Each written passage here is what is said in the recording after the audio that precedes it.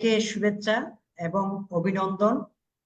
SDG youth forum কর্তৃক আয়োজিত আজকে শিপ রিসাইক্লিং ইন্ডাস্ট্রি বা জাহাজ পুনঃ প্রক্রিয়াজাতকরণ শিল্প নিয়ে আমাদের আজকের এই বিশেষ ভার্চুয়াল আলোচনা সভাটি। আমাদের মাঝে কয়েকজন বিশিষ্ট ব্যক্তি বা আলোচক যোগদান করেছেন।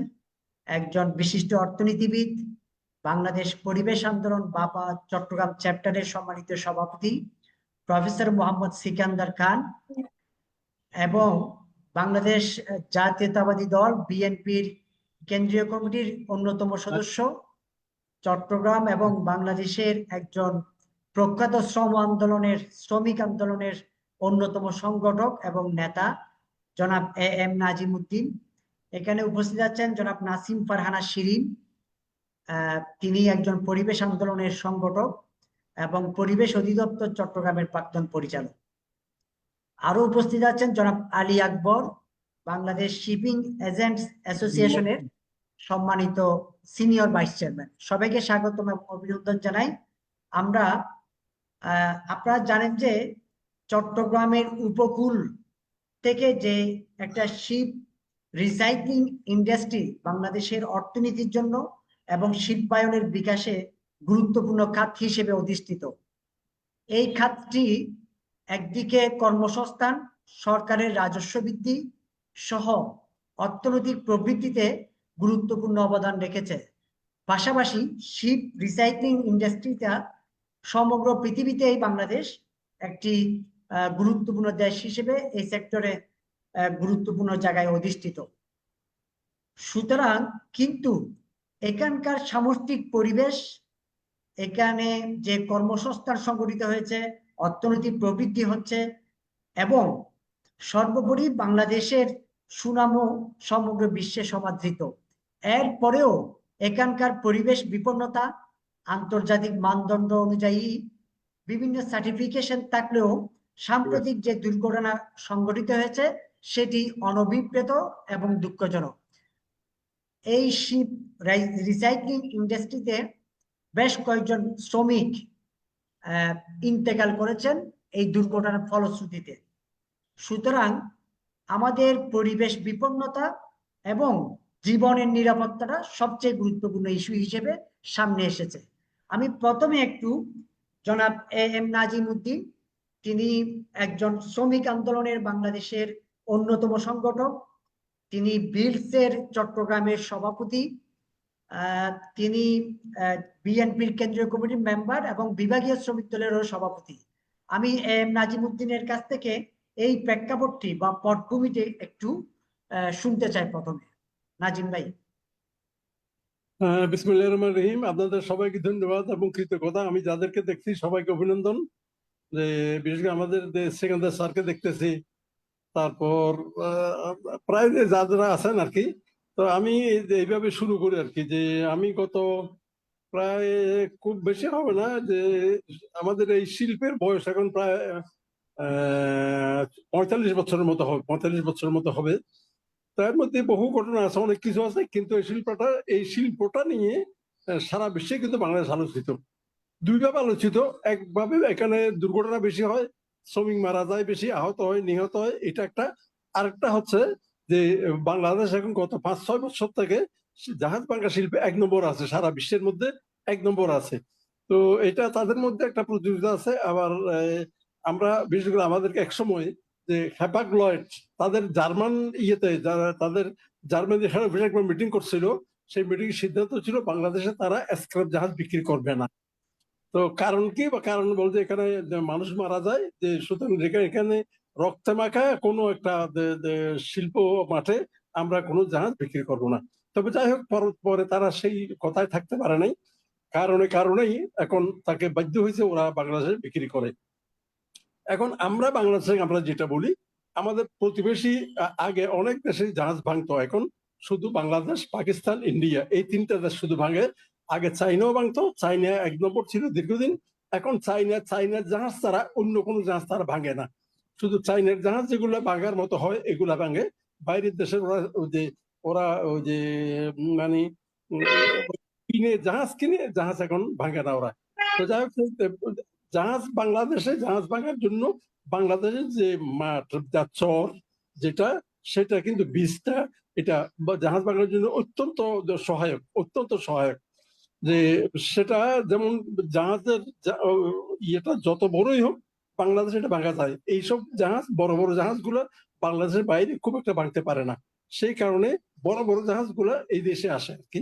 এবং যেমন একটা উদাহরণ দিই, আজকে থেকে প্রায় 5-6 বছর আগে ওই যে ইয়েতে ওয়েস্ট ইন্ডিজে বাংলাদেশের সাথে একটা ক্রিকেট ম্যাচ হচ্ছিল আর কি। তখন বাংলাদেশ একটা জাহাজ আসছে, এটা ওই যে ইয়েরা আমাদের আগের মেয়র মঞ্জু সাহেবদের ফার্ম যেটা তারাই কিনছে। সেটা বলছে যে জাহাজের তলাটা ওই যে ক্রিকেট খেলার মাঠ ওই 4টা মাঠের সমান, জাহাজের তলাটাই তখনকার সময়ের 4টা মাঠের সমান হবে ক্রিকেট মাঠের, এবং উপর দিকে প্রায় 17 তলা থেকে 20 তলার মতো হবে, উপর উঁচু উঁচু। এই জাহাজও বাংলাদেশে ভাঙে, যে কারণে বাংলাদেশ এখন গত 5-6 বছর বাংলাদেশ একদম পরে আছে। কিন্তু আমরা মধ্যে বলি আমাদের প্রতিযোগী যারা ওরা ইন্ডিয়া আর পাকিস্তান, এরা দেশি এবং আমাদের থেকে বড়, এবং মানুষের জনসংখ্যা আমাদের থেকে অনেক বেশি। তবু আমরা আমাদের এই যে শ্রমিকদেরকে নিয়ে এখানে কিন্তু যে আমরা 1 নম্বর, বাংলাদেশ 1 নম্বর আছে। এবং পাশাপাশি এটাও যে জাহাজ ভাঙার জন্য কোনো টেকনিক্যাল কোনো নিহা এখানে আমাদের দেশে নাই।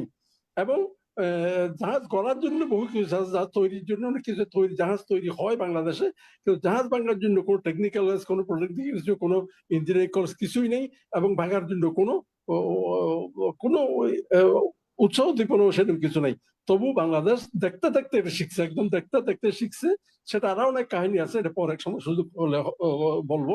তো এখন অতি সম্প্রতি গত 14 তারিখ, সম্ভবত 14 তারিখ একটা বড় দুর্ঘটনা হয়েছে, একটা ভালো গ্রিন ইয়ার্ড। আমরা বারবার বলছি যে গ্রিন ইয়ার্ড করো। হংকং কনভেনশন বলছে যে যারা গ্রিন ইয়ার্ড করবে না তাদেরকে আমরা জাহাজ দেবো না, জাহাজ তারা বিক্রি করতে পারবে না, ভাঙতে পারবে না। সেই দিক থেকে অনেক প্রতিযোগিতা করে আমাদের দেশে এখন বহু গ্রিন ইয়ার্ড হয়েছে, অনেক গ্রিন ইয়ার্ড হয়েছে। এটাও কিন্তু গ্রিন ইয়ার্ড এই দুর্ঘটনা জন্য আরো বেশি বিদারক। আমরা ভাবছি গ্রিন ইয়ার্ড হলে সেখানে দুর্ঘটনা হবে না, কিন্তু তারপর হওয়াতে আমরা খুবই ঘটনা, এবং আমরা এটা নিয়ে আমরা অত্যন্ত সোচ্চার হয়েছি। কোনো অবস্থাতে যে শ্রমিক ক্ষতি বা অ্যাক্সিডেন্ট দুর্ঘটনা না হয়, এটি আমরা বারবার দাবি করতেছি আর কি। তো ধন্যবাদ। এরপর আমাকে যদি আর কিছু বলতে হয় বলবো। ধন্যবাদ নাজিমুদ্দিন, আপনি একটি প্রেক্ষাপট তুলে ধরেছেন। আপনার কাছে আবার আসবো। আমি একটু নাসিম ফারহানা শিরিন, পরিবেশ অধিদপ্তর চট্টগ্রামের প্রাক্তন পরিচালক, আপনার একটা মতামত শুনতে চাই যে এই বিষয়ে। ধন্যবাদ। আসসালামু আলাইকুম স্যারকে, সিকান্দার স্যারকে সালাম জানাচ্ছি এবং উপস্থিত সবাইকে শুভেচ্ছা জানাচ্ছি। আমি ডিওইর প্রাক্তন পরিচালক হিসেবে যেটা বলতে চাই যে শিপ ব্রেকিং ইন্ডাস্ট্রি খুবই হ্যাজার্ডাস। এটা আমি না, এটা আইএলওর বক্তব্য হচ্ছে এটা হ্যাজার্ডাস। কারণ এই যে গ্যাসগুলি এখানে থাকে, তারপর যে মার্কারি থাকে, এসবেস্টস থাকে, লেড থাকে, এখন এইসব থাকার পরেও আমরা এটাকে অস্বীকার করতে পারবো না, এই জন্য যে এই ইন্ডাস্ট্রিটা আমাদের প্রায় 30,000 থেকে 50,000 লোকের কর্মসংস্থান করে থাকে। অস্বীকার করতে পারবো না, কিন্তু যেটা আমাদের দায়িত্ব সেটা হলো এটাকে green, environmentally safe and sound করা। এখন আমি ব্যক্তিগত অভিজ্ঞতা একটু বলি আইন কানুনের কথা বলার আগে। আমি যখন ভিজিট করেছি, গ্রিনারির কোনো সীমা নেই, আমের বাগান থেকে কিন্তু এখানে গ্রিনয়ার্ড মানে সবুজ গাছপালা না, গ্রিনয়ার্ড মানে এনভায়রনমেন্টালি সাউন্ড, পরিবেশের জন্য যেটা ক্ষতিকর না, এবং সবচেয়ে সবার উপরে মানুষের জীবনের জন্য যেটা ঝুঁকিপূর্ণ না। একটা সিম্পল পলিসি আমরা যদি জানি যে কি থাকতে পারে, গ্যাস থাকতে পারে, এটা কমন যে এটা যখন ডিসমেন্টাল করা হয় সেই গ্যাস টেস্ট করার আগে কোনো শ্রমিককে এন্ট্রি দেওয়া যাবে না, এবং ক্লিয়ারেন্স ছাড়া কোনো কাটিং শুরু করা যাবে না। এই সাধারণ পলিসিটা মানলেই কিন্তু এত দুর্ঘটনাটা ঘটে না। এটা আপনারা জানেন হয়তো যে আমাদের শ্রদ্ধেয় স্যার আছেন, অনেক থিসিসের বিষয়বস্তু কিন্তু সীতাকুণ্ড শিপইয়ার্ড। আমি ব্যক্তিগতভাবে জানি, আমার ছেলে মেকানিক্যাল ইঞ্জিনিয়ারিং পড়েছে বুয়েটে, সে গিয়ে ওখান থেকে শিপইয়ার্ড থেকে মাটি এনে আমার বাসায় জমি রেখেছিল বয়ামে করে। ওর থিসিস এটা ছিল, আমার ছোট ভাই সে আইবিএ তে এমবিএ, তার থিসিসও ছিল সীতাকুণ্ড শিপইয়ার্ড নিয়ে। তা আমি নিজে কিন্তু লেবার ল নিয়ে আমি আমার এমফিলের ছিল লেবার ল রেগুলেশন। তো আমি জানি যে শ্রমিকের অধিকারের যে বেশি কিছু নেই। শ্রমিককে নিরাপদ কর্মপরিবেশ দেওয়া, এটা আমাদের 2006 সালের যে শ্রম আইন সেটা বলছে যে তাদেরকে কি করতে হবে, অকুপেশনাল সেফটিটা নিশ্চিত করতে হবে। আর প্রশিক্ষণ ছাড়া, এই যে বলছেন যে একজন বক্তা যে দেখে দেখে শিখেছি, যে অভিজ্ঞতার আলোকে, যে সে অভিজ্ঞ বলেই তাকে পর্যাপ্ত ট্রেনিং ছাড়া কোনো হ্যাজার্ডাস কাজ করতে দেয়া যাবে না। আর ক্ষতিপূরণের অধিকার তো আছেই, যে মর্যাদাপূর্ণ শ্রমিকের মর্যাদা রক্ষা করতে গেলে আমাদেরকে যেটা করতে হবে, যে নিরাপদ কর্মপরিবেশটা পর্যাপ্ত টিপিয়ে দেওয়া, সবচেয়ে আগে ট্রেনিং দেওয়া, তাকে এটা সম্পর্কে অ্যাওয়ার করা, সেফ ইকুইপমেন্ট দেওয়া, কোন গেস থাকলে যে শুধু একটা, আমি যেটা নিজে দেখেছি, একটা হেলমেট আর একটা বুট দিলেই কিন্তু হবে না। মাস্ক থেকে পিপিই থেকে মানে সার্বিক মানুষের জীবনের চেয়ে মূল্যবান তো কিছু নেই, সেটা একটা ব্যাপার দেখতে হবে। আর আমরা যেটা করতাম, আপনারা জানেন যে পরিবেশগত ছাড়পত্র এটার এক্সপায়ার্ড হয়েছে, যেই শিপ এটা বলছে যে 9 জন মারা গেছেন, 9টা জীবন, সোজা ব্যাপার না। কিন্তু আমরা ল্যাবে কিন্তু আগে ওটা টেস্ট করি, কি করি যে ওইখানে যে সি ওয়াটার যেটা, ওটা কালেক্ট করে নিয়ে আসি। আমি নিজেও গেছি আমার স্যাম্পল কালেক্টেড টিমের সাথে, যে ওখানে কোনো গ্রিজ বা স্লাজ বা কোনো অয়েল মিশে গেছে কিনা, যে যখনই কোনো শিপে কিছু হয় আমাদের যেতে হতো। আর এটা হলো রুটিন কাজ। ক্লিয়ারেন্স সার্টিফিকেট বেস হলো ল্যাবের রেজাল্ট। আমি ছিলাম ডিরেক্টর ল্যাবরেটরি, তো ওখানে এইসব আমরা কালেক্ট করতাম। আমরা দেখতাম ইয়ার্ড খুব সুন্দর, কিন্তু যেখানে আসলে কাটিং হচ্ছে সেখানে তো অনেক সময় আমাদের এক্সেস দিত না। আমরা স্যাম্পলটা কালেক্ট করে ল্যাবে টেস্ট করতাম। কিন্তু আমি যেটা বলতে চাই, যেহেতু আইএলও নিজে এটাকে হ্যাজার্ডাস শিল্প বলে ঘোষণা করেছে, তাহলে আমাদের যেটা করতে হবে, গ্যাস ফ্রি সার্টিফিকেট ছাড়া, টেস্ট ছাড়া, হ্যাঁ অ্যাটমসফিয়ার টেস্টিং ছাড়া শ্রমিককে, কাটিং তো দূরে থাক, আমার মনে হয় শিপে প্রবেশ করতে দেয় উচিত না।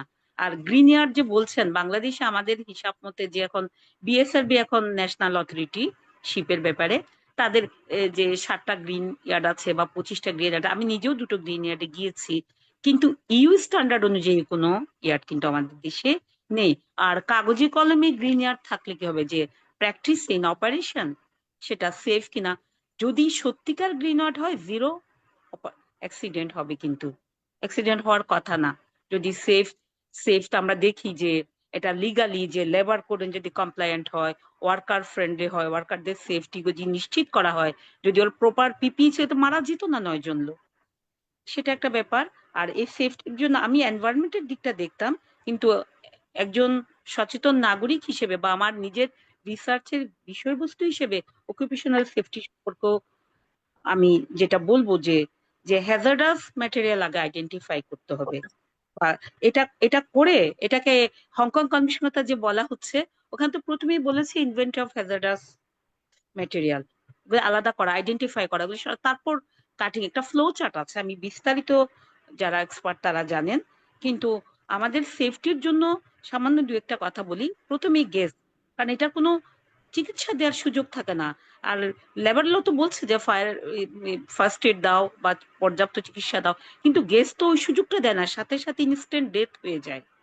তো গ্যাস ডিটেকশন করতে হবে। ফায়ারে আরেকটা হয় ফায়ার ডিটেকশন বা ফায়ার ফাইটিং এর ইকুইপমেন্ট আগে রাখতে হবে। আর পিপি, পার্সোনাল প্রোটেকশন ইকুইপমেন্ট লাগবে। তারপর যে কনফাইন্ড স্পেস যেটা সেটা, হ্যাঁ, ওয়ার্কিং এট হাইট প্রোটেকশন, উঁচুতে যে কাজ করার সময় পড়ে গেলেও যাতে ক্ষতি না হয়, ইমার্জেন্সি রেসপন্স, তারপরে হচ্ছে রেস্কিউ ইকুইপমেন্ট। সবচেয়ে বড় কথা হলো ট্রেন্ড পার্সোনাল। শ্রমিককে এই যে দেখে দেখে শিখলাম হাতে হাতে, এটা সম্পূর্ণ অ্যাভয়েড করতে হবে। ট্রেন্ড ওয়ার্কার ছাড়া এই হ্যাজার্ডাস কাজে দেয়া কোনোভাবেই উচিত না। আর এনভায়রনমেন্টাল প্রোটেকশনের জন্য, যে আমরা আগেই বলেছি, যে যেমন এসবেস্টাস লেড এগুলি তারপর খুব থাকে, তারপরে যে জমা গ্যাস এগুলি দেখতে হবে। তারপর করতে হবে যে আমাদের West water management, pollution prevention. আপনি তো এসডিজি নিয়ে, এসডিজি এর মূল কথাও কিন্তু এনভায়রনমেন্ট প্রোটেকশন। আর হচ্ছে সেফ স্টোরেজ এন্ড ডিসপোজাল। আগে যেমন যে এটা আমরা যেটা পরিবেশ অধিদপ্তরে যে কলকারখানা সে যে কোনো ইন্ডাস্ট্রিতে ওয়েস্ট হবে যেটা পরিবেশের জন্য ক্ষতিকর, তার জন্য উপায় কি? সেটা ট্রিট করে পরিবেশে ছাড়ার আগে সেটাকে ট্রিটমেন্ট করে সেটাকে নিউট্রাল বা নিরাপদ করে তারপর ছাড়তে হবে, সে ব্যবস্থাটা রাখতে হবে। আর লেবারদের জন্য, শ্রমিকদের জন্য আমি এটার উপর এমফেসিস করতে চাই যে শুধু সম্মানজনক ন্যায্য মজুরি, যেটাকে ফেয়ার ওয়েজেস আমরা বলি, সেটা তো লাগবেই।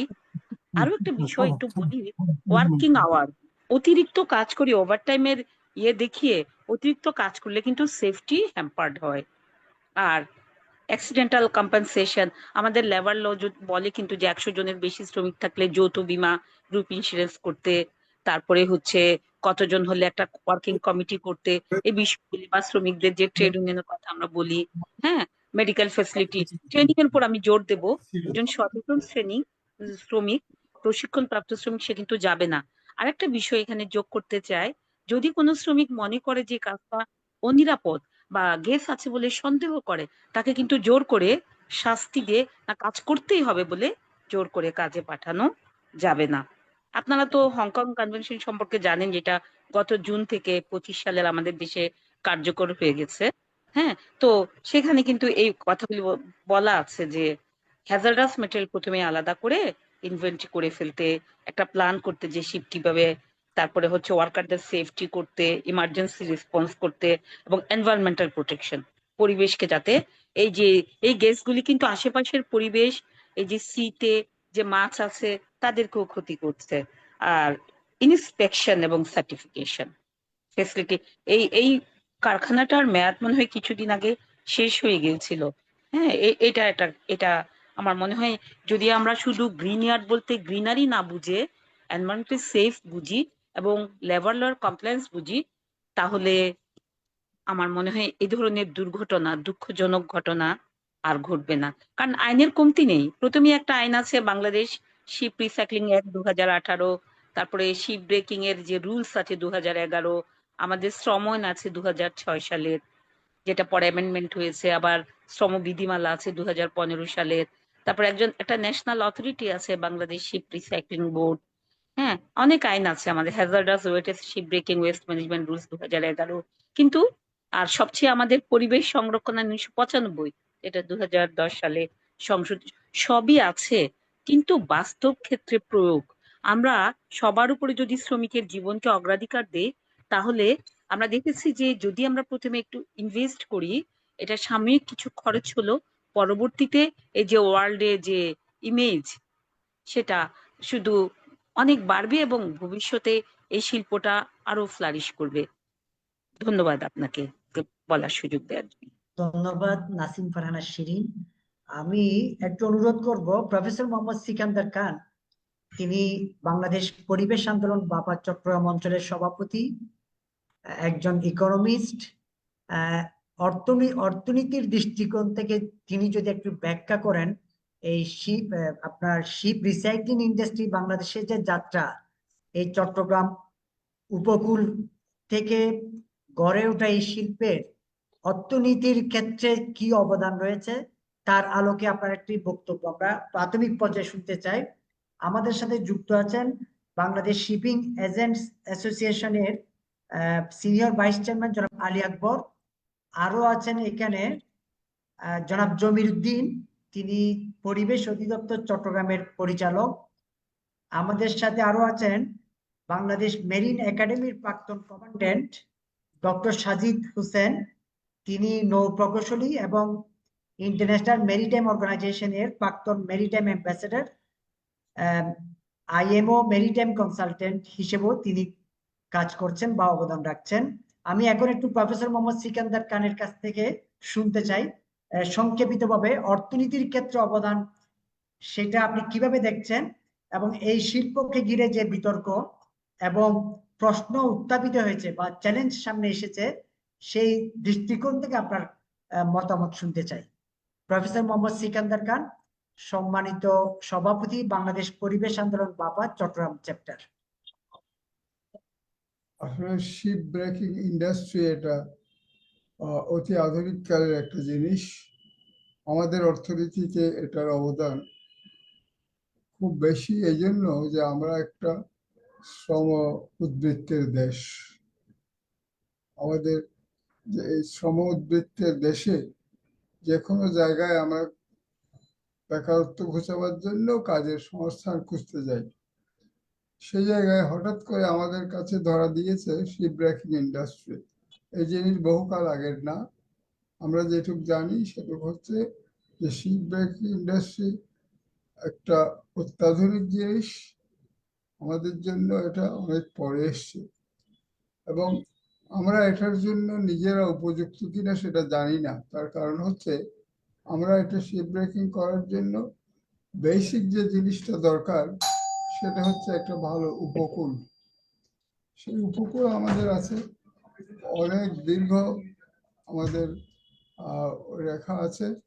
আমরা সেই উপকূলটা ব্যবহার করতে পারি বলে আমরা সহজেই শিপ ব্রেকিং ইন্ডাস্ট্রিতে যোগ দিতে পেরেছি। তাহলে এই ইন্ডাস্ট্রিতে যোগ দেওয়ার জন্য বেসিক কতগুলো শর্ত সেগুলা আমাদের নাই। আমাদের শ্রমিক এখানে বলে নয়, যে কোনো জায়গায় আমাদের শ্রমিকরা দেখা যাবে যে তারা যে কাজের জন্য নিয়োজিত হচ্ছেন সে কাজের বেসিক যে তাদের থাকা উচিত যে জ্ঞান, সেরকম কোনো জ্ঞান তারা পান না। সবগুলো জেনারেল লাইন থেকে পড়ে এসে ক্লাস 10 কেউ পড়েছে, কেউ 5 পড়েছে, কেউ মোটেও পড়ে নাই। যে যেভাবে পারে কোনো মতে ইন্ডাস্ট্রিতে ঢুকে গেছে এবং কাজ করতে করতে ওই ইন্ডাস্ট্রিতে সে ইন্ডাস্ট্রিয়াল লেবার হয়ে গেছে। কিন্তু আপনি যদি উপযুক্ত মতো সে কোয়ালিফাইড কিনা সেই খবর নিতে যান, তাহলে শিপ ব্রেকিং ইন্ডাস্ট্রি তো আছেই, এটা অত্যাধুনিক।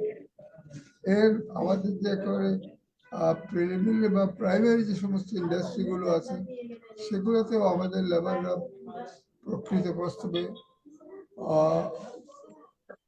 জ্ঞানপ্রাপ্ত কিনা সেটা সন্দেহ আছে। শিপ ব্রেকিং এ আমরা প্রথম দিকে অনেক অনেক এই অ্যাক্সিডেন্টের কথা শুনতাম। ফ্রিকোয়েন্সি এখন অনেক কমে গেছে, এটা মানতে হবে। এবং ফ্রিকোয়েন্সি কমার কারণটা হচ্ছে যে অনেক কাল ধরে এই কাজে নিয়োজিত থাকার কারণে সবাই নিজ নিজ কর্তব্যটা এখন আগের চেয়ে ভালো বুঝে এবং তারা সেটা পালনও করে। কিন্তু যারা এই জিনিসের জন্য আমাদেরকে সহায়তা করার কথা, বিশেষ করে আমি মালিক সমিতির কথা বলবো, মালিক সমিতিরই উচিত ছিল বা সরকারেরই উচিত ছিল অনেক আগে শেপ ব্রেকারদের জন্য যে ধরনের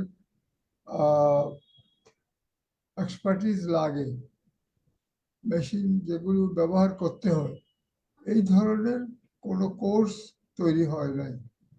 অথচ এটা একটা পার্মানেন্ট আমাদের দেশে একটা এমপ্লয়মেন্টের একটা সেক্টর হয়ে আছে। আমরা এই সেক্টরের সুযোগ যদি গ্রহণ করতে যাই, তাহলে আমাদের প্রথমে নিজেদেরকে জিজ্ঞাসা করতে হবে, একজন কৃষক সেও তার ধান বুননের আর্টটা সে জানে, সে ধান কাটার আর্টটা জানে, কিন্তু এরা তো কিছুই জানতো না এককালে। ওইখানে জয়েন করার পরে অনেক কিছু শিখেছে, কিন্তু সেই অনেক কিছুর মধ্যে যেগুলো বেয়ার মিনিমাম সেগুলোকে আলাদা করে নিয়ে যদি একটা কোর্স করানো যেত, যে এই কোর্স যারা করে নাই they are not allowed inside the shipyard, এইটা যে যতক্ষণ না হবে ততক্ষণ পর্যন্ত এইরকম স্পোরাডিক্যালি আপনার অ্যাক্সিডেন্ট গুলো হতে থাকবে। কারণ অ্যাক্সিডেন্ট হওয়ার যে ব্যাপারটা সেটা হচ্ছে যার সিকিউরিটি নেয়ার কথা, যার সাবধান হওয়ার কথা, সে নিজেই খবর জানে না। আমরা আমাদের ক্যাপিটালিস্টরা, মালিকরা নিজেরা নতুন নতুন ব্যবসা ক্ষেত্রে তাদেরকে নিয়োগ করছেন। সুতরাং তাদেরকেই ভাবতে হবে যে আমি যে এই ব্যবসাটা বিস্তৃত করতে গেলে এই খাতে ট্রেনিং এর জন্য ব্যবস্থা করতে হবে এবং মিনিমাম ট্রেনিং যেটা সেটা ছাড়া আমরা কাউকে ইয়ার্ডের মধ্যে আসতে দিতে পারি না। এখনো বলা হয়েছে যে আইন আছে, কিন্তু সেই আইনের প্রয়োগ নাই। আইনের যদি প্রয়োগ থাকতো তাহলে এতগুলি মানুষ একসঙ্গে এক দলা হয়ে মৃত্যুমুখে পতিত হতো না। আমার মনে হয় আমরা এই দিক থেকে অনেক পিছিয়ে আছি। আমাদের ট্রেনিং, এই বিষয়টার জন্য ট্রেনিংটাই আসল কাজ। এই ট্রেনিং, মিনিমাম যে ট্রেনিং সেটা ছাড়া এবং সেটা বাধ্যবাধকতামূলক করা ছাড়া আর কোনো উপায় নেই। আমাদের যারা এখানে কাজ করতে আছে তারা অভাবী মানুষ, অনটনের মধ্যে বাস করেন এবং তারা কোনো মতে অর্থনৈতিক স্বাধীনতা চান। এখন অর্থনৈতিক ভাবে তাদেরকে যদি কোনো রকম ভাবে আমরা সুযোগ দিতে চাই, তাহলে আমরা যারা এই ইন্ডাস্ট্রি গুলোর সুযোগ গ্রহণ করছি, যাদের আছে তাদেরকেই অগ্রণী হয়ে এই শ্রমিকদের জন্য ব্যবস্থা করতে হবে এবং সরকারকে দেখতে হবে যে প্রশিক্ষণ ছাড়া শ্রমিক বা প্রশিক্ষিত নন এমন শ্রমিক যদি কোনো ইয়ার্ডে কোনো কোম্পানির অধীনে কাজ করে, সেই কোম্পানিকেই দায়ী করা যে তারা কি করে এই শ্রমিককে এই কাজে আনলো। শ্রমিক তো সে পেটের দায়ে আসবে, তাই বলে আমি কি এরকম করবো? এই জিনিসটা যদি আমাদের করা না হয় তাহলে আমরা আমাদের দায়িত্ব পালন করব না। আমরা যারা মালিক আছি, আমরা মালিকরা মালিকদের দায়িত্ব পালন করব না, সরকার সরকারের দায়িত্ব পালন করবে না, আমাদের কোনো অসুবিধা হবে না। কিন্তু ওই শ্রমিকদের উপরে এক এক সময় এই ধরনের বড় বড় বিপদ নেমে আসবে। আর পরে কথার মধ্যে যোগ দেব একটা। ধন্যবাদ। আপনার কাছ থেকে আবার শুনবো, আপনি যৌবন কর্মসংস্থান সহ সরকারের ভূমিকা নানা বিষয়ে তথ্যপূর্ণ আলোচনা করেছেন প্রাথমিক পর্যায়ে।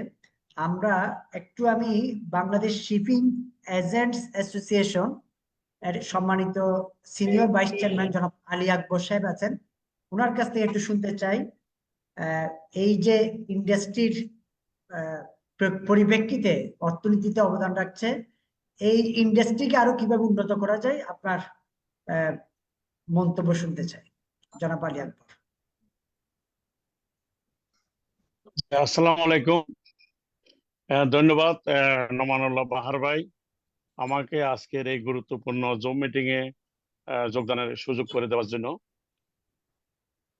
আজকের এই গুরুত্বপূর্ণ বিষয় বাংলাদেশের জাহাজ পুনঃপ্রক্রিয়াকরণ, শিল্প নিরাপত্তা, পরিবেশ ও শ্রমিকের মর্যাদা, এই বিষয় নিয়ে আজকের আলোচনার সূত্রপাত। বিশেষ করে গত শুক্রবারে সম্ভবত 14 তারিখ একটি জাহাজে গ্যাস নির্গত হওয়ায় প্রায় 9 জন শ্রমিকের মৃত্যুর পরে আজকের এই আলোচনার উদ্ভব হয়েছে। আমি প্রথমে বলতে চাই জাহাজ পুনঃপ্রক্রিয়াকরণ, যেটাকে বলি রিসাইক্লিং, যে বাংলাদেশের অর্থনীতির একটি গুরুত্বপূর্ণ শিল্প।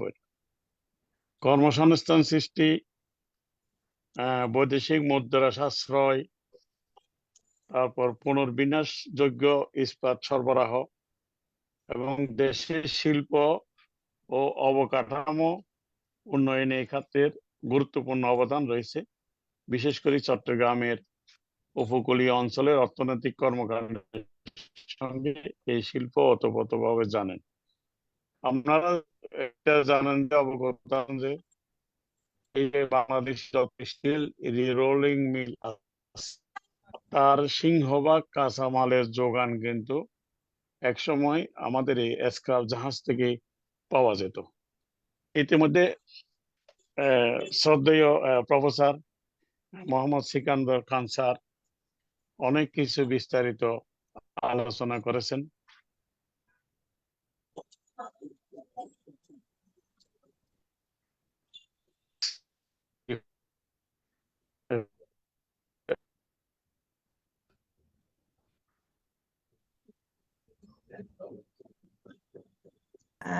আলী আকবর ভাই, আপনাকে হ্যাঁ শোনা যাচ্ছে, বলুন।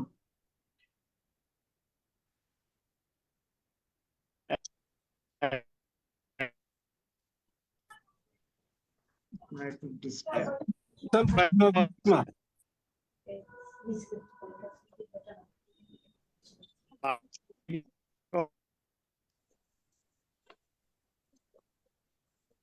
আচ্ছা, জনাব আলী আকবর, আপনাকে আমরা শুনতে পাচ্ছি না। শোনা না, যাচ্ছে? এখন কি শোনা যাচ্ছে নাকি? এখন শোনা যাচ্ছে, জি। আচ্ছা, ঠিক আছে। আমি যেটা বলতে চাইছিলাম, এখানে অনেক বিজ্ঞজন আছেন। প্রথমে আমার শ্রদ্ধেয় প্রফেসর মোহাম্মদ সিকান্দার খান স্যার বিস্তারিত আলোচনা করেছেন, এবং তার আগে এই যে এক্সপ্লোসিভের একজন সাবেক ডাইরেক্টর নাসরিন ফারহানা শিরিন স্যারও বিস্তারিত আলোচনা করেছেন। এখানে আরো অনেক বিজ্ঞজন আছেন, যেমন ওই জমিরুদ্দিন স্যারও আছেন, আরো ওই দিলীপ স্যারও আছেন। অনেককে হয়তো আমি ভালো করে চিনি না, কিন্তু অনেক বিজ্ঞজন এখানে আছেন। তো এই যে আমাদের এই যে স্ক্রাপ ইয়ার, যে বিশেষ করে বাটিয়ারি এবং সীতাকুণ্ডকে নিয়ে যে গঠিত এই বিশাল স্ক্রাপ ইয়ার্ডে কিন্তু একসময় বাংলাদেশে পৃথিবীতে নাম্বার 1 পজিশনে ছিলাম আমরা স্ক্রাবে। এবং আমাদের বাংলাদেশে যে স্টিল রোলিং মিল আছে, তার সিংহভাগ কাঁচামাল কিন্তু এখান থেকে সরবরাহ করা হয়। ইদানিং কিছু স্ক্রাপ নিয়ে জাহাজ আছে, কিন্তু আগে বেশিরভাগ কাঁচামাল কিন্তু এই স্ক্রাপ জাহাজ থেকে পাওয়া যায়। এখন কি শোনা যাচ্ছে ভাই? যাচ্ছে যাচ্ছে। হ্যাঁ, শোনা যাচ্ছে, শোনা যাচ্ছে।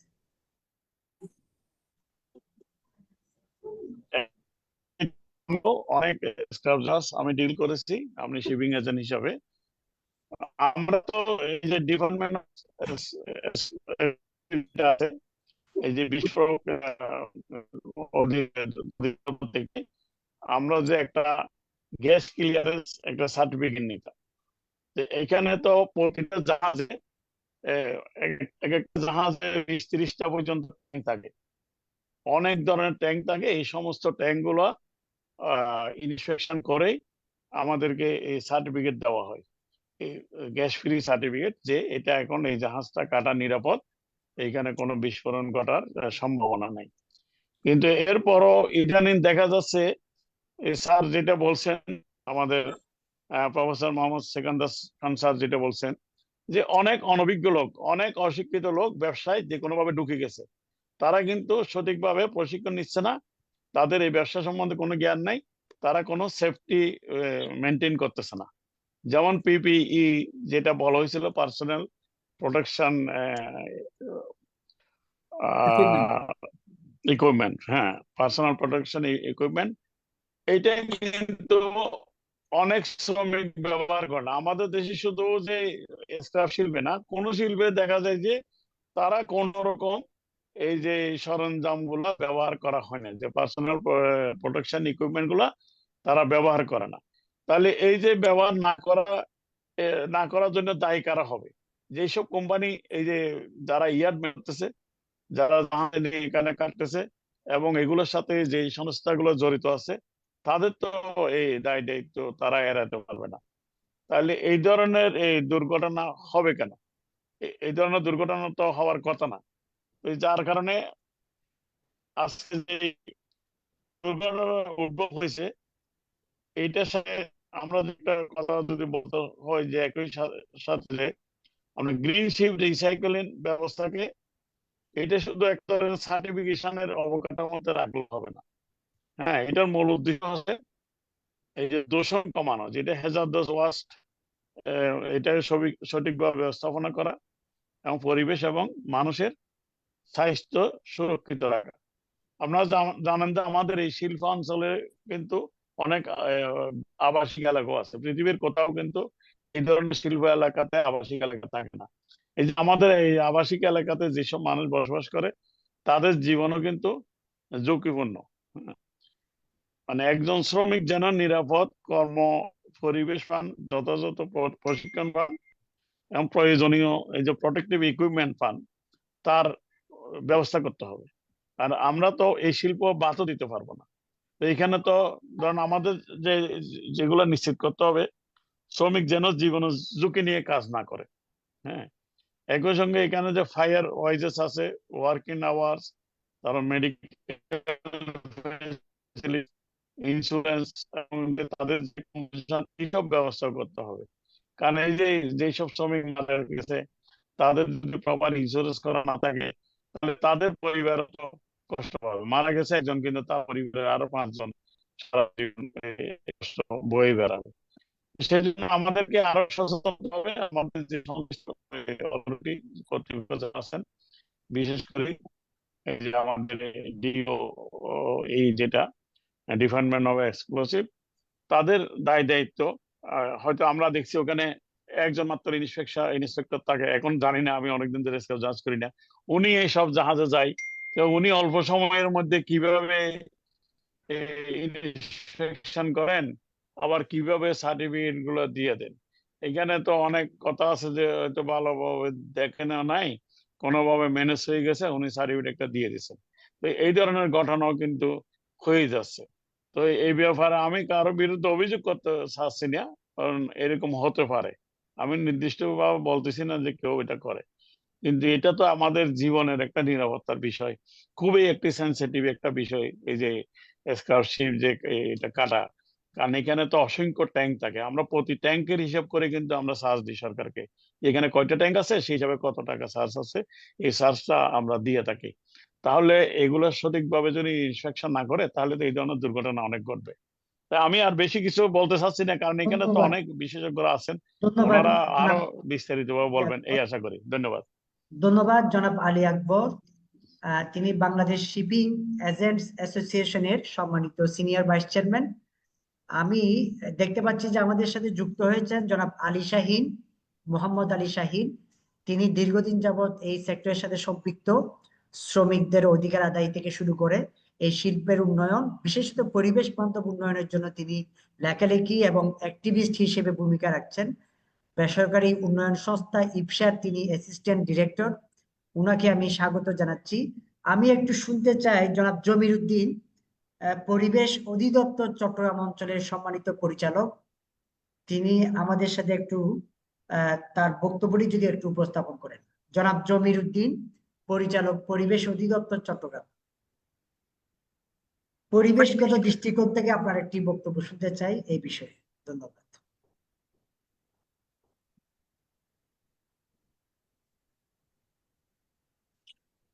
ধন্যবাদ আমাকে সুযোগ দেওয়ার জন্য। আমাকে কি শোনা যাচ্ছে? হ্যাঁ, শোনা যাচ্ছে। আচ্ছা আচ্ছা। আসলে আমাদের জাহাজ বাংলা শিল্প সংক্রান্ত আমাদের পরিবেশে কিছু পুরো ওভারঅল বাংলাদেশে কিছু আইন কানুন আছে। আমি একটু আইন কানুন দিয়ে এগুলো একটু শুরু করতে যাচ্ছি। ধরেন আমাদের যে আইনগুলো আছে এখানে শিপইয়ার্ড এর ক্ষেত্রে যেগুলো অ্যাপ্লিকেবল আর কি, সেটা আছে প্রথম হচ্ছে আমাদের বাংলাদেশ জাহাজ পুনঃপ্রক্রিয়াজাত আইন 2018। এটা হচ্ছে আমাদের শিল্প মন্ত্রণালয়ের। এটা হচ্ছে আমাদের এই আইনের আন্ডার একটা বোর্ড আছে এবং ইয়াটকে নিয়ন্ত্রণ করে আমাদের এই শিল্প মন্ত্রণালয়ের যে এই আইনটা। এরপর আছে আমাদের বাংলাদেশ পরিবেশ সংরক্ষণ আইন 1995 আছে। বন ও বৃক্ষ সংরক্ষণ আইন 2026 আছে, যেটা বন আইন 1927 ছিল। এটা উপকূলীয় যে কেওড়া এবং ম্যানগ্রোভ বন সুরক্ষার বিষয়ে এই আইনটা। আর এটা হচ্ছে বাংলাদেশ শ্রম আইন আছে 2006। এটা ইয়ার্ডের শ্রমিকের পেশাগত স্বাস্থ্য ও নিরাপত্তার বিষয়টা এই আইন দিয়ে আমাদের সুরক্ষা হয় আর কি। এরপর আছে আমাদের কয়েকটা বিধি আছে। আমাদের বিধির মধ্যে আছে বিবেচনা বৈধ জাহাজ ভাঙার বৈধ ব্যবস্থাপনা বিধিমালা আছে 2011। এটা হচ্ছে বৈধ শোধন এবং আইএসএম এর যে বিষয়টা আছে ওইটা এখানে আছে। আমাদের পরিবেশ সংরক্ষণ বিধিমালা আছে 2023। মেডিকেল বৈধ ব্যবস্থাপনা বিধিমালা আছে এখানে। আমাদের নয়েজ পলিউশন বিধিমালা আছে। এরপর আছে আমাদের কিছু ইন্টারন্যাশনাল কনভেনশনও আমাদের এখানে মেনে চলতে হয়। সেটা হচ্ছে হংকং কনভেনশন 2009, যেটা এখন গ্রিন ইয়ার্ড যে বলা হচ্ছে, এবং আইএসএম এর যে এখানে সনদ, এই বিষয়টা এখানে আসছে। এরপর আমাদের পাশাপাশি আরো একটা ইন্টারন্যাশনাল কনভেনশন এখানে ফলো করতে হয়, সেটা হচ্ছে বাসেল কনভেনশন 1989। বিপজ্জনক বৈজের এটা আসলে ট্রান্সবাউন্ডারি চলাচলটা এটা কন্ট্রোল করে এবং পিআইসি অনুমোদন একটা বিষয় আছে। এর বাইরে আমাদের একটা আছে ন্যাশনাল অয়েল স্পেস কনজেন্সি প্ল্যান আছে। এটা হচ্ছে আমাদের সাসেপ, আমাদের ন্যাশনালি এবং রিজিওনাল একটা অয়েল স্পেস কনজেন্সি প্ল্যান আছে, যেটা আমাদের সাসেপ থেকে তৈরি করা আর কি। এটা সাধারণত সাগরে যে তৈল নিঃসরণ হয় সেটা কিভাবে নিয়ন্ত্রণ করা হবে সেই বিষয়ে এখানে মোটামুটি এটা কভার করে আর কি। এগুলো ছিল হচ্ছে আমাদের আইন। এরপর আছে আমাদের বেশ কিছু আদালতের নির্দেশনা আছে, সেটা হচ্ছে আমাদের আসলে রিট পিটিশন ছিল 1207/2009, যেটা আমাদের মহামান্য হাইকোর্টের বিভাগের জেলের রায়ের আলোকে সীতাকুণ্ডর 7টি নির্দিষ্ট মৌজায় এখন ইয়ার্ডের পরিচালনা করা হচ্ছে। এটা বেলা কর্তৃক করা হয়। এই জোনের মধ্যে কনফাইন করা হয়েছে, এখন এর বাইরে এই জোনের বাইরে এখন কোনো ইয়ার্ড হচ্ছে না আর। এরপর হচ্ছে যে আমাদের এবং এই আইনের মধ্যে আসলে দুইটা বিষয় ছিল, একটা হচ্ছে যে হ্যাজার্ডাস ওয়েস্ট যেগুলো হবে সেগুলো যার মাধ্যমে যাতে পরিবেশ দূষণ না হয় সেই জন্য পরিবেশ অধিদপ্তরকে ডিরেকশন দেওয়া হয়েছিল এক্সট্রা রুল করার জন্য, বিধিমালা করার জন্য। সেই অনুযায়ী পরিবেশ অধিদপ্তর কি করছে, বিবেচনা বৈধ জাহাজ ভাঙার বৈধ ব্যবস্থাপনা বিধিমালা 2011 তৈরি করে। এটা আসলে হাইকোর্টের রিডের আদেশের প্রেক্ষিতে করে পরিবেশ অধিদপ্তর। এখানে আরেকটা বিষয় ছিল, সেটা হচ্ছে শ্রমিকের সুরক্ষা। এটা শ্রমিকের দুইটা মেনলি হাইকোর্টের ডিরেকশন ছিল, দুইটা বিষয় মেনলি, যেখানে যে ওয়ার্ক প্লেস যে ওয়ার্কটা করা হচ্ছে এজ একটা হ্যাজার্ডাস ওয়ার্ক, এবং এর মাধ্যমে কি হচ্ছে এয়ার পলিউশন হচ্ছে, মানে কাজ করার সময় ওরা স্বাস্থ্য ঝুঁকিতে থাকে, এই যা এটাকে কন্ট্রোল করা। এখানে আসলে পরিবেশ অধিদপ্তর থেকে দ্বিমুখী ছাড়পত্র দেওয়া হয়, একটা হচ্ছে ইয়ার্ডের ছাড়পত্র দেওয়া হয়, সেটা হচ্ছে আরটা দেওয়া হয় যে প্রতিটা জাহাজ যখন কাটা হয় কাটার আগে একটা ছাড়পত্র দেওয়া হয়, এখানে দ্বিমুখী ছাড়পত্র পরিবেশ অধিদপ্তর দেয়। এরপর আছে একটা এটা আউটারে পরিদর্শন করা হয়, যখন একটা জাহাজ আসে প্রথমে আমাদের শিল্প মন্ত্রণালয় একটা এনওসি দেয়, এনওসি প্রেক্ষিতে তারা এটা শিপটা ইম্পোর্ট করে, এটার পরে যখন আউটারে আসে বিভিন্ন সংস্থার কাজ ওখানে পরিদর্শন করে। এরপরে এখানে বহির্নোঙরে পরিদর্শন করার একটা কমিটি আছে পরিবেশ অধিদপ্তরের, এখানে বিস্ফোরক আছে, ফায়ার সার্ভিস আছে, আমাদের মেরিন একাডেমি আছে, সদস্যদের একটা কমিটি আছে, যাতে এই যেহেতু এটা একটা খালি ভেসেল চলে আসে, এর মাধ্যমে কোনো হ্যাজার্ডাস ওয়েস্ট কোনো বাংলাদেশের ভিতরে চলে আসতেছে কিনা সেটা কমিটি কর্তৃক পরিদর্শন করা হয় অ্যাজ পার বাসেল কনভেনশন, যাতে কোনো হ্যাজার্ডাস আসলে সেটা আমরা ক্লেম করতে পারি এবং আমাদের টেরিটরিতে যাতে ঢুকতে না পারে এটা কমিটির মাধ্যমে পরিদর্শন করা, এটা ফিজিক্যালি ইন্সপেকশন করা হয় আউটারে সাধারণত। এরপর আউটারে যখন এটা ফিজিক্যালি ইন্সপেকশন করা হয়, এরপরে কাস্টমের মতো কাজ করে, নেভির মতো কাজ করে সবকিছু পরে এটা ক্লিয়ারেন্স দেয় আমাদের শিল্প মন্ত্রণালয়, দিলে এরপর কাটিং এর কাজ শুরু হয় আর কি। এরপর দেখেন এই যে হংকং কনভেনশন যেটা আসলো সেটা অনুযায়ী কি হচ্ছে, আসলে 26শে জুন 2025 সাল থেকে এটা বিশ্বব্যাপী বাংলাদেশে পূর্ণ কার্যকর হয়েছে এটা এই হংকং কনভেনশনটা। বাংলাদেশে এখন বর্তমানে 23টা শিপইয়ার্ড এজ পার হংকং কনভেনশন সনদ পেয়ে গ্রিন ইয়ার্ডে উন্নীত হয়েছে তারা। এই হংকং কনভেনশনের একটা মেইন বাধ্যবাধকতা হচ্ছে যে শিপ যখন আমরা এনওসিতে শিল্প মন্ত্রণালয় তখন এখানে একটা আইএসএম দিতে হয়, ইনভেন্টরি অফ হ্যাজার্ডাস ম্যাটেরিয়ালস, যে কি কি আছে সেটা একটা জমা দিতে হয়, এবং স্পেসিফিক এটা একটা এসআরপি অনুমোদন করতে হয় শিল্প মন্ত্রণালয়। শিপ রিসাইক্লিং প্ল্যান, এই শিপটা কিভাবে সে কাটবে সেটা শিল্প মন্ত্রণালয় থেকে অনুমোদন করে নিতে হচ্ছে এখন। আর বাসেল কনভেনশন এটা হংকং কনভেনশন দুইটাই আসলে একটা পরিপূরক, এখানে দুইটা সহযোগী হিসাবে কাজ করে। এরপর আস্তে আস্তে আমাদের যে পরিবেশ অধিদপ্তর থেকে কি করা হচ্ছে, আমরা যে ইয়ার্ডের ছাড়পত্রটা দিচ্ছি, যে এখানে যেগুলো হ্যাজার্ডাস ওয়েস্ট যে আইএসএম যেটা বলা হচ্ছে, সেখানে আইএসএম এ কি কি হ্যাজার্ডাস ম্যাটেরিয়াল তারা একটা ডিক্লারেশন দেয়, এটা ইন্সপেকশন করা হয় ডিক্লারেশন অনুযায়ী। করার পরে এটা কোন ওয়েস্টটা কিভাবে ম্যানেজমেন্ট করবে সেটা তাদের যে ইয়ার্ডের যে ফ্যাসিলিটিস গুলো আছে সেগুলো ঠিক মতো পরিচালনা করতে করা হচ্ছে কিনা সেটা পরিবেশ অধিদপ্তর থেকে নিয়মিত মনিটর করা হয়। যেমন ধরেন আমাদের এখানে যদি এখানে ওয়েল ওয়াটার যেটা থাকে সেটা ওয়েল ওয়াটার সেপারেটরের মাধ্যমে তারা ট্রিটমেন্ট করে ডিসচার্জ করে, তারপরে কোনো মেডিকেল ওয়েস্ট বিভিন্ন ধরনের ওয়েস্ট থাকলে তারা ইনসিনারেটর পড়া, বিভিন্ন ধরনের ইনসিনারেটর থাকে প্রত্যেকটা এর একটা করে। এরপরে এই অনেকগুলো যে হ্যাজার্ডাস ওয়েস্ট গুলো আছে তারা সেভাবে ম্যানেজ করে। তারপর আছে যে এখানে আসলে গ্রেনিয়েট করা হয়েছে, এটা ইন্টারন্যাশনাল সোর্স অনুযায়ী করা হয়েছে 23টা।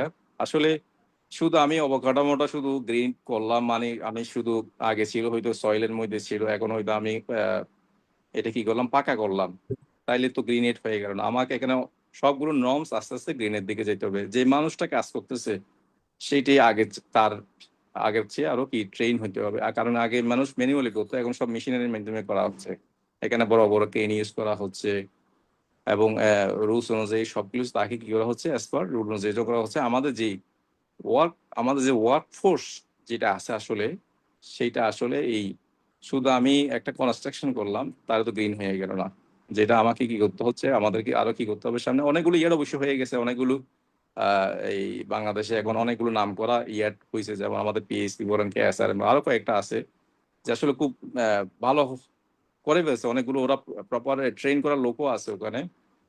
তারপরেও দেখেন এই ধরেন আরো হয়তো আর ডেভেলপ, এটা তো ডেভেলপের শেষ নাই, কারণ এটা তো ধরেন বিশ্বের মধ্যে বাংলাদেশ, পাকিস্তান এবং ইন্ডিয়া, এই তিনটা দেশে মেইনলি ব্রেকিং এর কাজগুলো করা হচ্ছে, এবং বাংলাদেশ বেশ কয়েক বছর প্রথমেই ছিল, এবং আসলে বাংলাদেশ ইন্ডিয়া কাছাকাছি বলতে গেলে এখনো।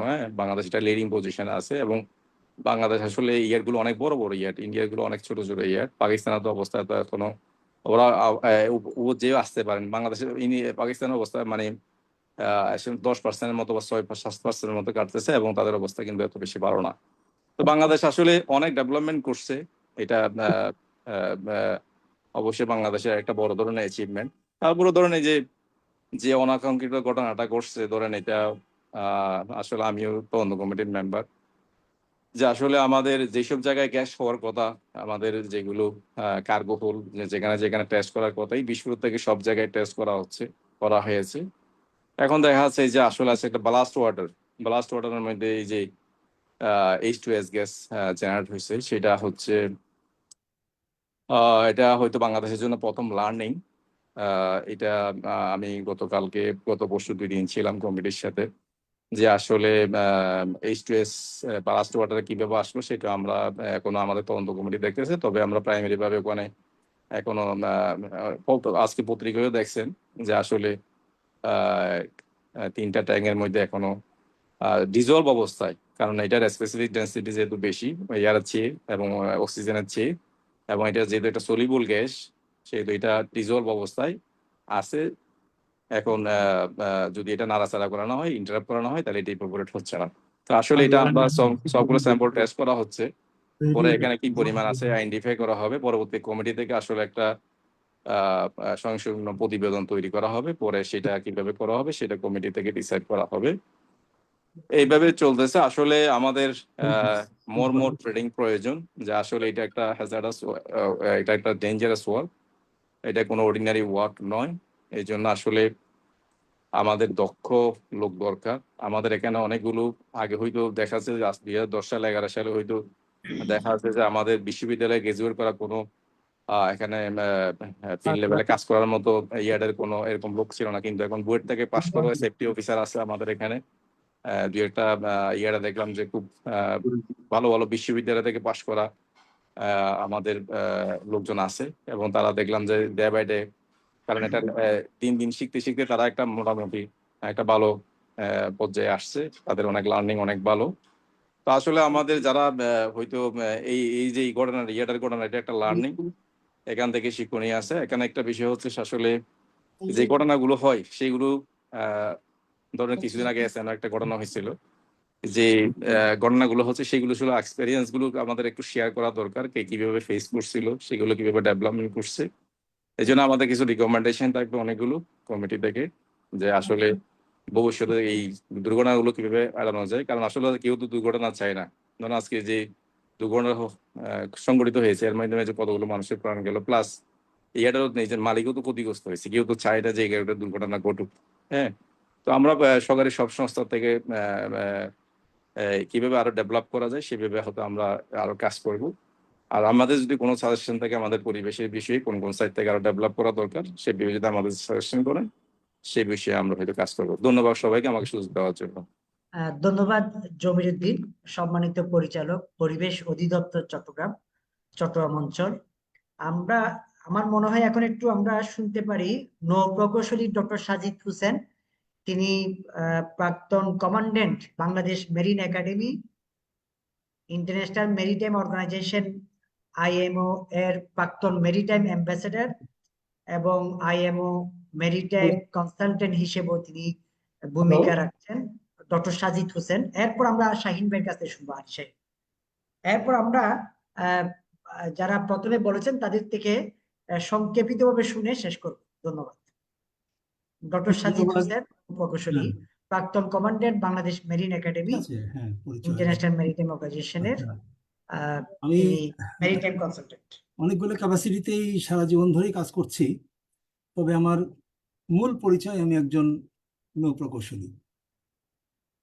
তো সমুদ্রগামী জাহাজে 13 বছর এবং তারপরে 30 বছর মেরিন একাডেমির শিক্ষকতায় কমান্ড্যান্ট হিসাবে 23 সাল পর্যন্ত কাজ করে এখন পূর্ণকালীন গবেষক হিসাবে কাজ করছি বিভিন্ন ক্ষেত্রে।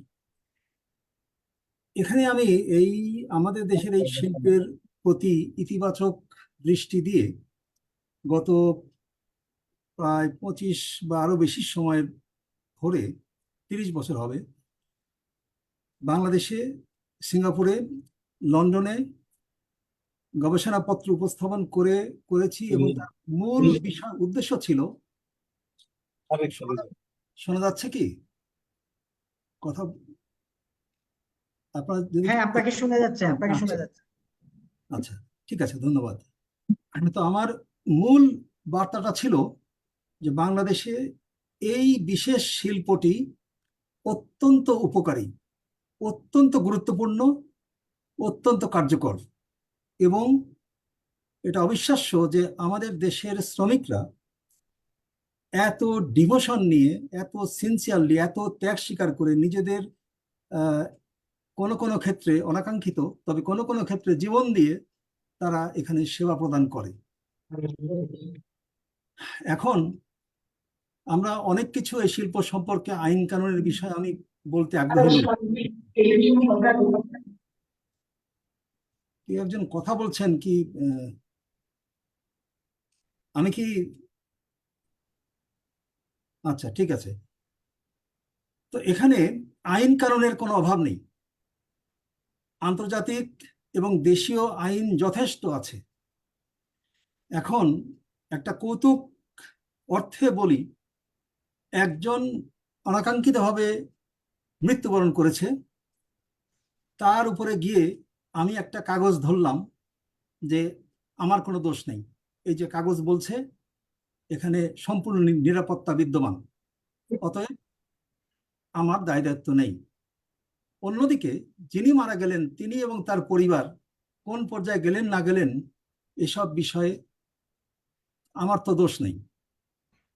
এই মানসিকতা নিয়ে আমরা কখনোই কোনো পর্যায়ে উন্নতি অর্জন করতে পারবো না। আমাদের শুধু এই বিষয় না, যে কোনো বিষয়ে আমাদের লক্ষ্যই থাকে কোনো মতে পরীক্ষায় পাশ করা। কোনো মতে মানে কিরকম? এখানে শ্রদ্ধেয় অধ্যাপক সিকান্দার ভাই আছেন, আপনি তো ভালো মতোই জানেন আমরা 33 পেয়ে পাশ করতাম। অতএব আমাদের জীবনের লক্ষ্য ছিল, মানে জীবনের বলতে ওই ক্লাসে পড়াশোনা করার সময় পরীক্ষার লক্ষ্য হলো কোনো মতে 33 পেলে তো শিক্ষকও বকবে না, বাবা মা বকবে না, পাশ তো করলাম। কিন্তু আমাদের লক্ষ্য হওয়া উচিত আমি 100 পাবো কি পাবো না, যদি না পাই ঠিক আছে অন্তত 97 পাবো। কিন্তু আমাদের সমস্যা হয়ে গেছে, এখানে যেমন একটা ছোট্ট উদাহরণ দিই, এখনই এখানে আলোচিত হলো যে সার্টিফিকেট মানে সনদ দেয়া হয়েছে নিরাপদ, একটা ট্যাঙ্কে সনদ দেওয়া হয়েছে। কখন দেওয়া হয়েছে? ধরে নিচ্ছি সকাল 8টার সময় বা 9টার সময়। আচ্ছা, বিকাল 4টায় কি সনদ কি বিদ্যমান? সনদের কাগজটা বিদ্যমান, কিন্তু সনদের অবস্থা কি বিদ্যমান? কথাটা কিন্তু এটা না। কথাটা হলো একটা সার্টিফিকেট হাতে আসলো এবং ট্যাঙ্কটা আমি ধরে নিচ্ছি সেফ ফর এন্ট্রি। কখনোই ধরে নেওয়া যাবে না যে এটা হয়তো সেফ। তাহলে সমাধান কি? সমাধান হলো পরিমাপ করতে হবে, একবার না, কন্টিনিউয়াসলি কন্ট্রোলড। যতক্ষণ ধরে ভিতরে কাটিং চলবে, এটা অত্যন্ত বিপজ্জনক একটা কাজ। আমি নিজে আমার এমএসসি সুইডেন থেকে মেরিটাইম সেফটি অ্যাডমিনিস্ট্রেশনে। সেফটি কালচার, সেফটি কনসাসনেস এত সহজ বিষয় না, অত্যন্ত গুরুত্বপূর্ণ। আমাদেরকে অত্যন্ত গুরুত্বের সঙ্গে নিতে হবে। আর এখানে তো আরো বেশি, কেননা একজন বা একজন তো না, একসাথে অনেকজন শ্রমিককে আমরা ভিতরে যেতে দিচ্ছি। আমাদের তো শরীর কাঁপা উচিত যতক্ষণ পর্যন্ত তারা নিরাপদে ওখান থেকে বের হয়ে না আসছে।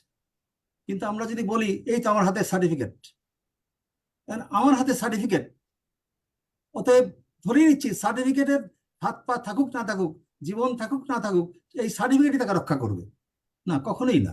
এটা অবাস্তব চিন্তা। আমি ভিডিওটা আমি একটু ওদিকে টিভি মরিয়ম চলে যাচ্ছি, কেউ বলছে Sorry? আমাকে বন্ধ। হ্যালো, আচ্ছা আপনাকে শুনতে পাচ্ছি একটু ডক্টর অনুরোধ শামীম। করি, আমি কনফিউজড হয়ে যাই, কেউ কথা বললে আমার কাছে মনে হয় যেন আমার বলাটা ঠিক হচ্ছে না।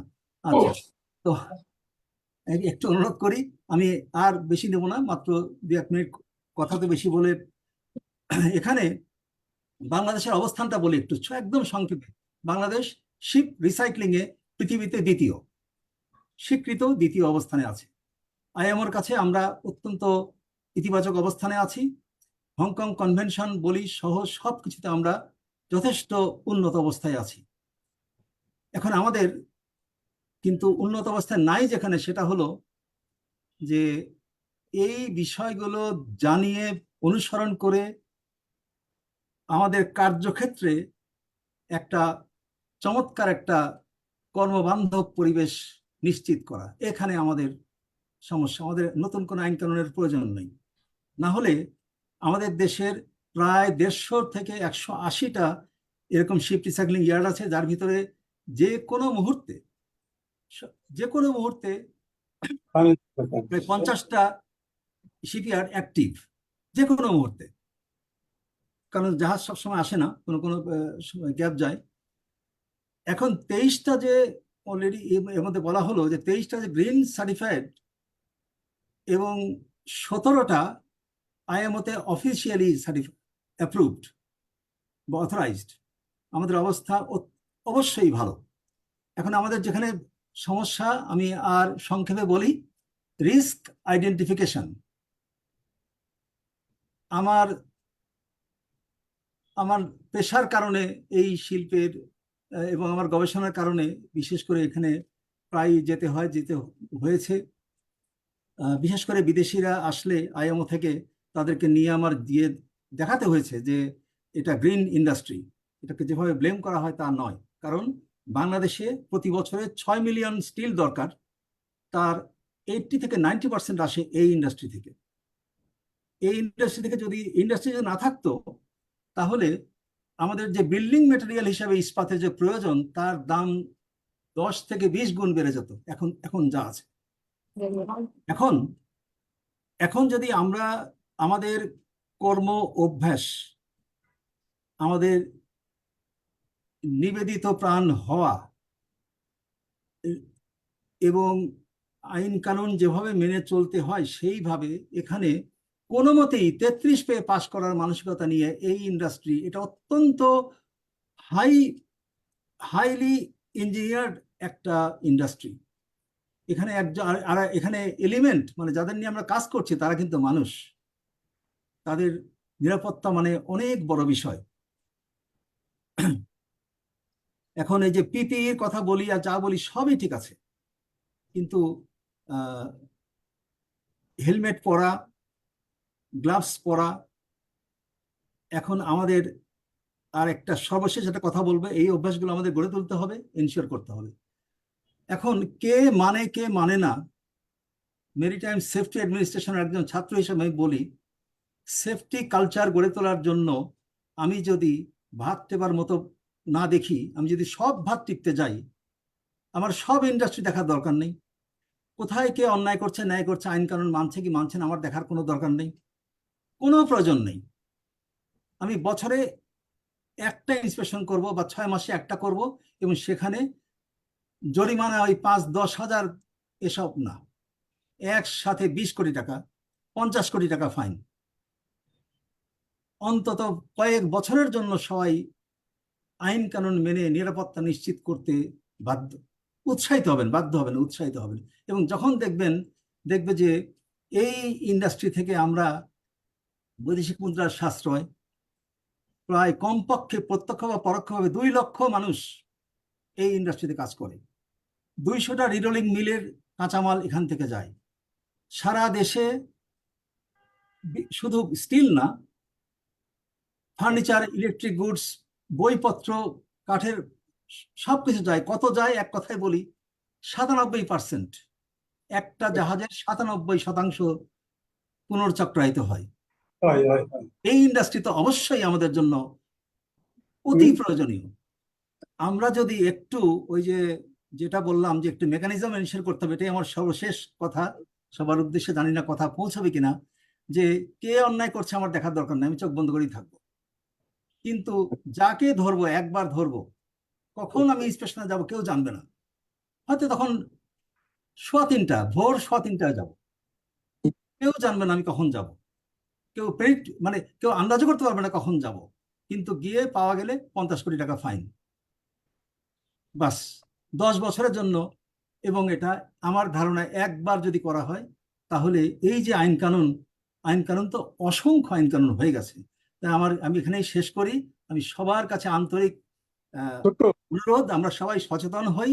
আমাদের এই ইন্ডাস্ট্রি সম্পর্কে এক সময় অনেক অপতথ্য দেওয়া হতো বা অনেক কিছু করা হতো। এখন অনেকটা আমরা আইএমওর কাছে অনেকটা আমরা বেশ তাদের গুড বুকে আছি, এবং এটা আমাদের ধরে রাখতে হবে। আমরা দ্বিতীয় অবস্থানে আছি, আমাদের প্রথম অবস্থায় যাওয়া কথা। কোনো কোনো সময় আমরা ইন্ডিয়াকে বিট করে প্রথম অবস্থায় যাইনি তা না। তো আমরা সবার প্রতি সবাই আমরা শুভেচ্ছা দিই, এবং সবাই আমরা নিবেদিত প্রাণ হয়ে আইন কানুন মেনে চলি, এবং আমাদের এই যে 2 লক্ষ শ্রমিক প্রত্যক্ষ বা পরোক্ষভাবে তাদের জীবনের জন্য আমরা যেন একটা রক্ষার একটা মাধ্যম হয়ে দাঁড়াই। মহান আল্লাহ তাআলা আমাদের সকল কাজে সহায় হন। ধন্যবাদ। না, ধন্যবাদ। আমার কাছে আমার একটা কোয়েশ্চেন আছে। যেহেতু আপনি এই বিষয়ে অনেক কাজ করছেন, এই বালাস্টাঙে যে H two S gas produce হয়, আপনি কি এর আগে কখনো পাইছেন কিনা? হ্যাঁ, বা আমরা তো দীর্ঘ এক্সপেরিয়েন্স, কি কি মনে করেন আপনি? না, না, আমিও এরকম বিষয় এইভাবে কখনো পাইনি। তবে মানে ব্যালাস্ট ওয়াটার থেকে প্রায় 10 বিলিয়ন ব্যালাস্ট ওয়াটার সারা পৃথিবীতে জাহাজের মাধ্যমে একখান থেকে আরেকখানে যায় প্রতি বছর। কিন্তু ব্যালাস্ট ওয়াটারের সাধারণত যেটা হয় সেটা হলো যে বিভিন্ন ধরনের স্পেসিস ওই যে এক দেশ থেকে আরেক দেশে যায়, যেটা দূষণ হয়, পরিবেশ দূষণ হয়। এমনকি এটাও বলে রাখি, সম্ভবত আমার বছর ভুল হতে পারে, সম্ভবত 1915 থেকে 20 সালের মধ্যে ইউরোপ থেকে জাহাজ এসেছিল চট্টগ্রামে। সেই জাহাজের ব্যালাস্ট ওয়াটারের ভিতরে করে কলেরার জীবাণু এসেছিল।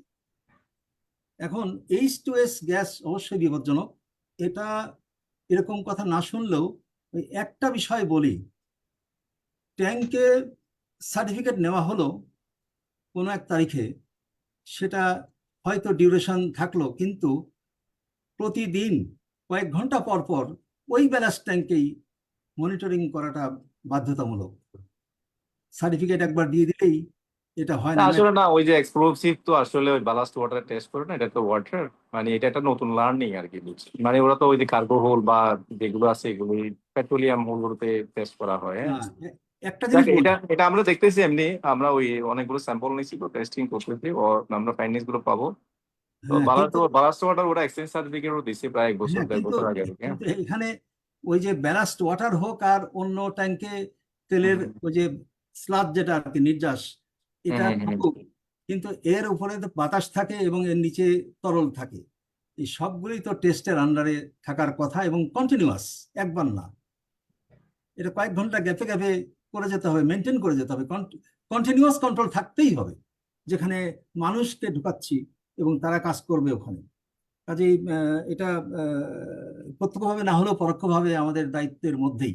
না, এটা মনিটরিং টুল গুলো বাড়াইতে হবে, এটা আমরা ধন্যবাদ ধন্যবাদ। ডক্টর সাজিদ হোসেন এবং জমির উদ্দিন। আমরা একেবারে শেষ পর্যায়ে চলে এসেছি। হয়তো আমি একটু মোহাম্মদ আলী শাহিন ভাইয়ের কাছ থেকে একটু শুনবো। এরপর আমাদের কয়েকজন যদি 1 মিনিটে সলিউশন বেসড কিছু প্রস্তাবনা উপস্থাপন করতে চান, তাদের জন্য সুযোগ রয়েছে। এর মাধ্যমে আমরা 10 থেকে 15 মিনিটের মধ্যে হয়তোবা শেষ করবো এটা। জনাব মোহাম্মদ আলী শাহিন, তিনি বেসরকারি উন্নয়ন সংস্থা ইপসার অ্যাসিস্ট্যান্ট ডিরেক্টর। বিগত 2 দশক তিনি শিপ ব্রেকিং এবং শিপ রিসাইক্লিং নিয়ে গবেষণা অ্যাডভোকেসিতে তিনি নিয়োজিত রয়েছেন। গতকালকেও প্রথম আলোতে তার একটি গবেষণাধর্মী প্রবন্ধ প্রকাশিত হয়েছে। আমি আলী শাহিন ভাইকে অনুরোধ করছি তার বক্তব্য উপস্থাপনের জন্য। ধন্যবাদ নোমানুল্লাহ বাহার। আমি দেখতে পাচ্ছি এখানে পার্টিসিপেন্ট হিসেবে আমাদের শ্রদ্ধেয় সেকেন্দার স্যার এবং আমাদের শ্রদ্ধেয় শ্রমিক নেতা যিনি আমাদের সকলের উৎসাহ নাজিমুদ্দিন ভাই উপস্থিত আছেন এবং আমাদের সরকারি পরিবেশ দপ্তরের পরিচালক জমির ভাই এবং আমার পূর্ববর্তী বক্তা যিনি বক্তব্য দিয়েছেন এবং যারা উপস্থিত আছেন সকলকে শুভেচ্ছা জানাই। এবং আমার মনে হচ্ছে এটা খুব ভালো একটা আলোচনা হচ্ছে এবং নোমানুল্লাহ বাহারকে আসলে ধন্যবাদ এরকম একটি আলোচনা সভা আয়োজন করার জন্য অনলাইনে। তো আমি শেষ বক্তার এবং ওই কথা দিয়েই শুরুটা করি যে আমি আজকে সারাদিন ওখানেই ছিলাম। শুধু ওখানে না, আমি আরো একটু কয়েকটা ইয়ার্ডেও গেলাম যে কি অবস্থা এখানে দেখার জন্য। যেই কথাটা যেটা হলো যে বালাস ওয়াটার নিয়ে, যেটা নিয়ে আসলে কয়েকদিন ধরে খুব আপনার কথাবার্তা হচ্ছে যে কিভাবে এখানে H2S গ্যাস আসলো। এখন একটা বিষয় হচ্ছে যে কি, জাহাজ ইটসেলফ ইজ এ ওয়েস্ট। তো এই ওয়েস্ট আপনাকে অলওয়েজ সারপ্রাইজ দিবে, এটাই স্বাভাবিক। আপনি যদি একটা নালার পানি একটা বোতলে ভরে রেখে দেন, সেটাও কিন্তু একটা গ্যাস ফর্ম করবে। ব্লাস্ট ওয়াটার ট্যাঙ্কিতে যে পানিটা থাকে সেটা তো কোনো একেবারে বিশুদ্ধ পানি তা তো না, ওখানে অনেক কিছু অন্যান্য সাবস্টেন্সও চলে আসে তো। এবং এটা কতদিন ধরে যে ওখানে ছিল সেটা তো আমরা কেউ জানি না। আমরা যখন একটা গাড়ি কিনি সেটাও সার্ভিসিং করে মোবিল চেঞ্জ করে আমরা ইউজ করি, কারণ পূর্ববর্তী মালিক যে আছে উনি কিভাবে চালিয়েছেন, কি ইউজ করেছেন আমরা তো জানি না। সেরকম এই জাহাজটাও সেরকম, এটা 20 বছর বা 25 বছর ধরে চলেছে জাহাজটা, এখন শেষ পর্যায়ে এসছে এখানে আপনার ভাঙার জন্য। সো এটা আপনার কি অবস্থায় এখানে এসেছে, বলা হচ্ছে যে আপনার এখানে যে এটা পানি চেঞ্জ করছে কি করছে, কিন্তু এই যে আপনার ইনভেন্টরি গুলো এগুলো আসলে পরিপূর্ণভাবে সেভাবে দেয়া হয়েছে কিনা সেটা আমরা সন্দিহান।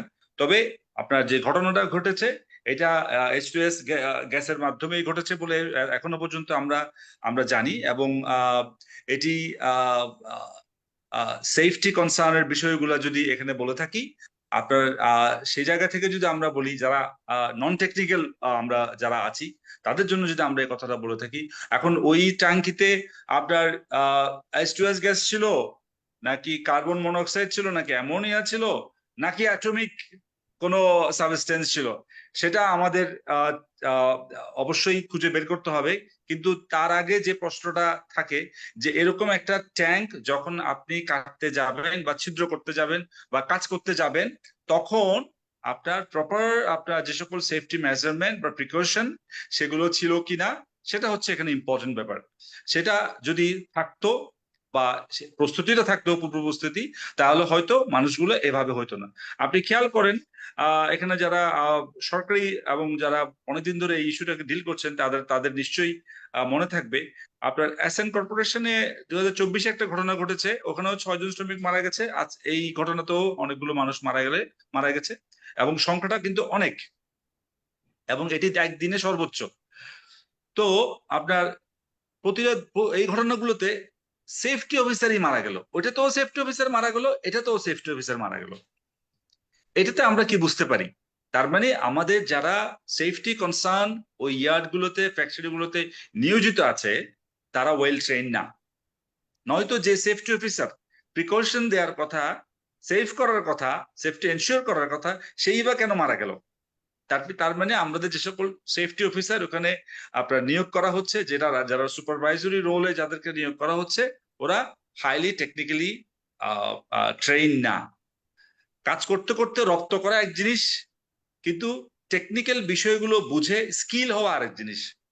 সেটা আমাদের এখানে গড়ে ওঠেনি।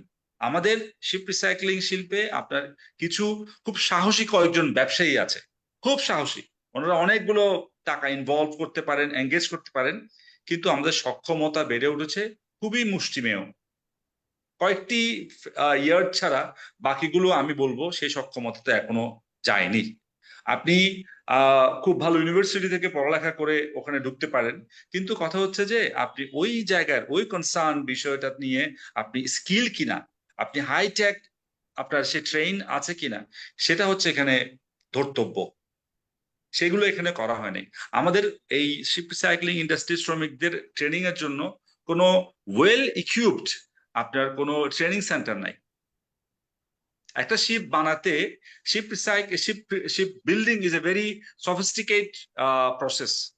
তো একটা শিপ বানাতে যে পরিমাণ সফিস্টিকেসি লাগে, শিপ মেরিন ইঞ্জিনিয়ার লাগে, অনেকগুলো টেকনিক্যাল লোকজন লাগে, এক্সপার্ট লাগে, স্পেশালিস্ট লাগে, কিন্তু শিপ রিসাইক্লিং এর সময় শিপগুলো ভাঙছে কারা?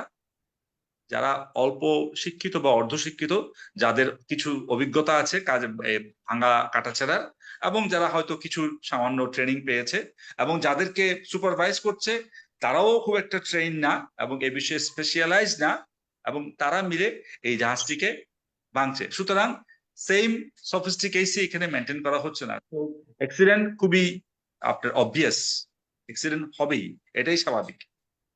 এবং এই যে সক্ষমতাটা গড়ে ওঠে নেই, এটি শুধু একা মানে আমাদের পুরা সিস্টেমটা আপনার এটার জন্য দায়ী।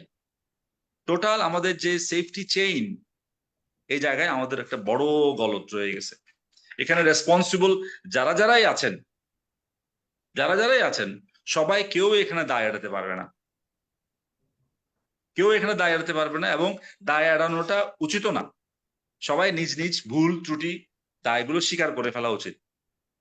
স্বীকার করে কার কি ল্যাকিংস।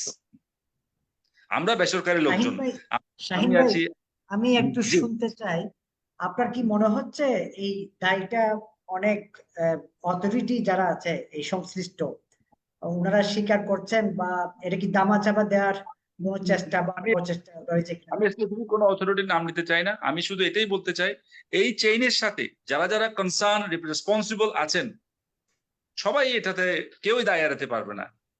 এখন আপনি সবাই, সেজন্য আমি বলছি যে সবাই নিজ নিজ লিমিটেশন গুলা, এবং একটা ব্যাপার কি যারা কনসার্ন আছে সবাই কিন্তু জিনিসটাকে নিয়ে 100% ওরা নিয়োজিত, আপনার মাইন্ডসেট আছে যে আমি এটাকে ডেভেলপ করব, আমি এটা পজিটিভলি ডেভেলপ করার একটা মানসিকতা সবারই আছে। আমি, আমার শ্রমিক নেতা এবং আমরা যারা আছি, আমরা হচ্ছি বেসরকারি লোক, আমরা বাইরে থেকে এটা অবজার্ভ করি, আমরা ভয়েস রেজ করি, আমরা এই কাজগুলো করি, কিন্তু যারা এটার সাথে একেবারে ওতপ্রোতভাবে জড়িত আছেন ওনাদের সকলের লিমিটেশন আছে, নো ডাউট অ্যাবাউট দ্যাট। আমরা এত বছর পর্যন্ত আমাদের কোনো ন্যাশনাল ক্যাপাসিটি গড়ে ওঠেনি এটি নিয়ে। কিছু ইন্ডিভিজুয়াল, কিছু ফ্যাক্টরি তাদের কিছু স্কিল এবং ক্যাপাসিটি ডেভেলপ করেছে, কিন্তু আপনার মানে আপনার কমনলি আপনাদের পুরো ন্যাশনাল ক্যাপাসিটি গড়ে ওঠেনি। আমরা একটা স্যাম্পল কালেকশন করে সেটা আপনার ডায়াগনোসিস করার জন্য, টেস্ট করার জন্য চায়না, সিঙ্গাপুর, মালয়েশিয়া এসব দেশে পাঠাতে হয়, কেন হয়নি? আমি এত বড়, তাহলে এই যে এটা তো গেল মাত্র আপনার একটা H2S গ্যাসের এই আপনার ক্ষতিকারক একটা ঘটনার এক্সাম্পল। এর চেয়ে যদি বড় কোনো ডিজাস্টার হয় তখন আমরা কই যাব? আমাদের সেই ন্যাশনাল ক্যাপাসিটিটা কই?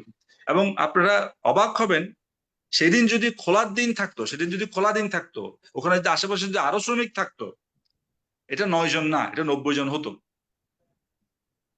মানে এটা আল্লাহ বাঁচাইছে যে ওই দিন বন্ধের দিন ছিল, ওই দিন ওই ছিদ্রটা করতে গিয়ে যে এটা করতে গেছে। সো এখন আসলে দায় এড়ানোর সময় এটা না। আমাদের সকলের যেসব জায়গায় সীমাবদ্ধতা আছে সেগুলো আমাদের সকলকে সেই সীমাবদ্ধতাগুলো মেনশন করা উচিত। টেকনিক্যাল ক্যাপাসিটি যেগুলো আমাদের প্রয়োজন সেগুলো নিয়ে আমাদের কাজ করা উচিত। তবে এই ঘটনাটা যেহেতু একটা বড় ঘটনা হয়েছে, বাংলাদেশের শিপ রিসাইক্লিং একটা পর্যায়ে গেছিল, আমরা সবাই খুব খুশি ছিলাম। আমরা বলেন, সরকারি দপ্তর যারা আছে, মিনিস্ট্রি যারা, তারা সবাই কাজ করছেন, সবাই আমরা খুব একটা স্যাটিসফ্যাকশনের মধ্যে দিয়ে যাচ্ছিলাম যে ক্যাজুয়ালিটিস গুলো সিঙ্গেল ডিজিটে নেমে আসছিল এবং সংখ্যাগুলো কমে যাচ্ছিল। তো এই ঘটনাটা আমাদেরকে আঙ্গুল দিয়ে দেখিয়ে দেয় আমাদের সেফটি জায়গায় অনেকগুলো গ্যাপ আছে। তবে মূল বিষয় যেটা, সেটা হচ্ছে যে আমাদের আসলে মানসিকতার সমস্যা। আমরা কেমন জানি কোন একটা জিনিস অর্জন করতে পারি কিন্তু সেটাকে মেনটেন করতে পারি না, সেটাকে আমরা কিছুদিন পর্যন্ত মেনটেন করতে পারি না, ডিজাস্টার হয়ে যায় আমাদের কিছুদিন পর, ধপাস করে আমরা পড়ে যাই। এটা আমাদের একটা জাতির সমস্যা, এটা আমাদের টোটাল ন্যাশনাল একটা ক্রাইসিস। আমরা স্বাধীনতা অর্জন করতে পারি, আমরা সেটা আপনার কন্টিনিউ করতে পারি, এই মানসিকতাটা থেকে আমাদের মানে উত্তরণ হচ্ছে না। এটাই হচ্ছে যে এটা শুধু নট অনলি শিপ রিসাইক্লিং, আপনি অন্যান্য সেক্টর সব জায়গায় কিন্তু এই অবস্থায়। ধন্যবাদ শাহিদ ভাই। জিনিস দরকার, শাহিদ ভাই, হ্যাঁ, আপনি সংক্ষেপে অনেকগুলো তথ্য উপস্থাপন করেছেন, সলিউশনে দিয়েছেন। আমরা যেটি শেষ পর্যায়ে, আমি জাস্ট 1 থেকে 2 মিনিটে যে পয়েন্টগুলো আসেনি মনে করছেন আমাদের অতিথিগণ, বিশেষত আমি দুইজন সিনিয়র সিটিজেন আছেন এখানে। একজন হচ্ছেন বাংলাদেশ জাতীয়তাবাদী দল বিএনপি কেন্দ্রীয় কমিটির সদস্য এবং বিভাগীয় শ্রমিক দলের সম্মানিত সভাপতি জনাব এম নাজিম উদ্দিন। তিনি কিন্তু 9টার আগে এখানে জুমে উপস্থিত হয়েছিলেন, সবার আগে তিনি ছিলেন এই জুমে। আমরা দেখতে পাচ্ছি যে তিনি তার রুমেও অনেক ধরনের মানুষজন ভিড় করছে। আমি এম নাজিম উদ্দিনের কাছ থেকে 2 মিনিটের সর্বশেষ বক্তব্য শুনতে চাই, যে পয়েন্টগুলো এখানে হয়তো আসেনি, অথবা আপনি সরকারের কাছে পরামর্শ প্রদান করতে চান বা মতামত দিতে পারেন। ধন্যবাদ। নাজিম ভাই। ধন্যবাদ আপনাদের সবাইকে। সবাই অত্যন্ত সুন্দর বক্তব্য রেখেছেন। এটা এই মুহূর্তে খুব গুরুত্বপূর্ণ ভাবেই সবাই সেভাবে বক্তব্য রেখেছেন। তবে যেটা ভালো কথার ক্রিকেট, এই কথা বলতে গিয়ে শিবদের কথা বলতে গেলেই অনেকে বলে ফেলেন যে এটা বন্ধ করে দেন, এটাই করে দেন, এটাই করে দেন, এই কথাই পর্যন্ত কেউ বলেন নাই। যাই হোক, আর যেটা বলা দরকার, যেমন এখানে কিছু পরামর্শ আছে, কিছু ব্যাপারে সবাইকে বলা হয়েছে, কিন্তু এটা মূল্যায়ন হচ্ছে না, এটা নিয়ে আর আলোচনা হচ্ছে না। প্রথম নম্বর হচ্ছে, এটা কথা ছিল যে ওয়ান স্টপ সার্ভিস করা হবে, একটা জাহাজ ভাঙার জন্য একটা ওয়ান স্টপ সার্ভিস করা হবে, সেখান থেকেই সবটা একসাথে হবে, কিন্তু সেটা হয় নাই, এখন হয়ে ওঠে নাই। তারপরে একটা বিশেষজ্ঞ কমিটি আছে, এই কমিটির মধ্যে সরকার আছে, মালিক আছে এবং অন্যান্য মন্ত্রণালয়ের লোকজন আছে, কিন্তু আমরা বারবার বলেছি যে একজন শ্রমিক প্রতিনিধি, ট্রেড ইউনিয়ন প্রতিনিধি এখানে রাখা হোক, কিন্তু রাখা হয় নাই, একদম হয় নাই। আর এখানে শ্রমিকদেরকে কাজ করার সুযোগ দেওয়া হচ্ছে। যে কোনো জায়গায় শ্রমিকদের তাদের অভাব অভিযোগের ব্যাপারে কিছু কথাবার্তা আছে, এগুলো বলার তাদের কোনো মাঠ নাই, কোথাও বলতে পারতেছে না। যেমন যে এই শিল্পের শ্রমিকদেরকে নিয়ে একটা শ্রমিক সংগঠন বা একটা ফেডারেশন করার জন্য করা যাবে না। আমাদের দেশে এই মুহূর্তে গত সরকার একটা নিয়ম করে গেছে, সেটা হচ্ছে যে যদি ফেডারেশন করতে হয় তাহলে 5টা ইউনিয়ন একসাথে লাগবে। 5টা ইউনিয়ন না হয় হইলো আর কি। তারপর বলা হচ্ছে 2 ডিভিশনারি ইউনিয়ন লাগবে। তো 2 ডিভিশন ইউনিয়নটা কিভাবে করা হবে, সেটা হচ্ছে এখানে আছে শুধু চট্টগ্রামের সীতাকুণ্ড, 2 ডিভিশন এখানে শুধু সীতাকুণ্ডের বাইরে যদি 2 থানা বলতে হয়, সেটাও করা যাবে না। তারপরও সরকার ছাপাই দিছে যে 2 ডিভিশনের সংগঠন লাগবে। ঢাকা, নোয়াখালী, কুমিল্লা কোথাও এটার কোনো ইয়ে নাই, আর কোনো শিপরেকিং নাই। এটা তবু ছাপানো হয়। আরো যেটা দুঃখজনক, এটা লো পেড ওয়ার্কার। ওরা যদি কোনো ইউনিয়ন করতে চায়, ইউনিয়ন সাবমিট করতে হয়, টাকা গিয়ে সাবমিট করতে হবে। কি কারণে টাকা গিয়ে সাবমিট করতে হবে কোনোভাবেই বুঝে আসে না আমাদের। এই যে বড় বড় মাথাওয়ালা আমলারা এই কেন করছে, এটা আমাদের বুঝে আসে না, খুব বুঝতে পারতেছি না। তবু যাই হোক, আমি যেভাবেই বলতে আমরা চাই, এই শিল্পটা আমাদের জন্য অত্যন্ত আলোচিত, অত্যন্ত গুরুত্বপূর্ণ। এই শিল্পটা যে আমাদের থাকুক, এটাকে এনভায়রনমেন্টালি এটা সাউন্ড করে এবং শ্রমিকের জীবনযাত্রার মান উন্নয়ন করে, এটা থাকুক, আমরা সেটাই চাই। এবং এইটার জন্য আমাদেরকে যা করা দরকার সেটা আমরা করতে প্রস্তুত আছি। এটা সবার কাছে আমার এই পরামর্শ, এবং সেই ব্যাপারে যদি গড়ে উঠে, নিশ্চয়ই শিল্পের থাকবে এবং আরো দিন দিন প্রসার করবে। সবাইকে ধন্যবাদ। ধন্যবাদ জনাব এম নাজিম উদ্দিন। আমি এখন প্রফেসর মোহাম্মদ সিকান্দার খান, আপনি স্যার শুনতে পাচ্ছেন আমাদের? জি, শুনতে পাচ্ছি। স্যার, আপনার এতক্ষণ তো আলোচনা শুনেছেন, একদিকে অর্থনৈতিক দৃষ্টিকোণ, পরিবেশ বান্ধব ইন্ডাস্ট্রি, পাশাপাশি কর্মসংস্থান রয়েছে এখানে।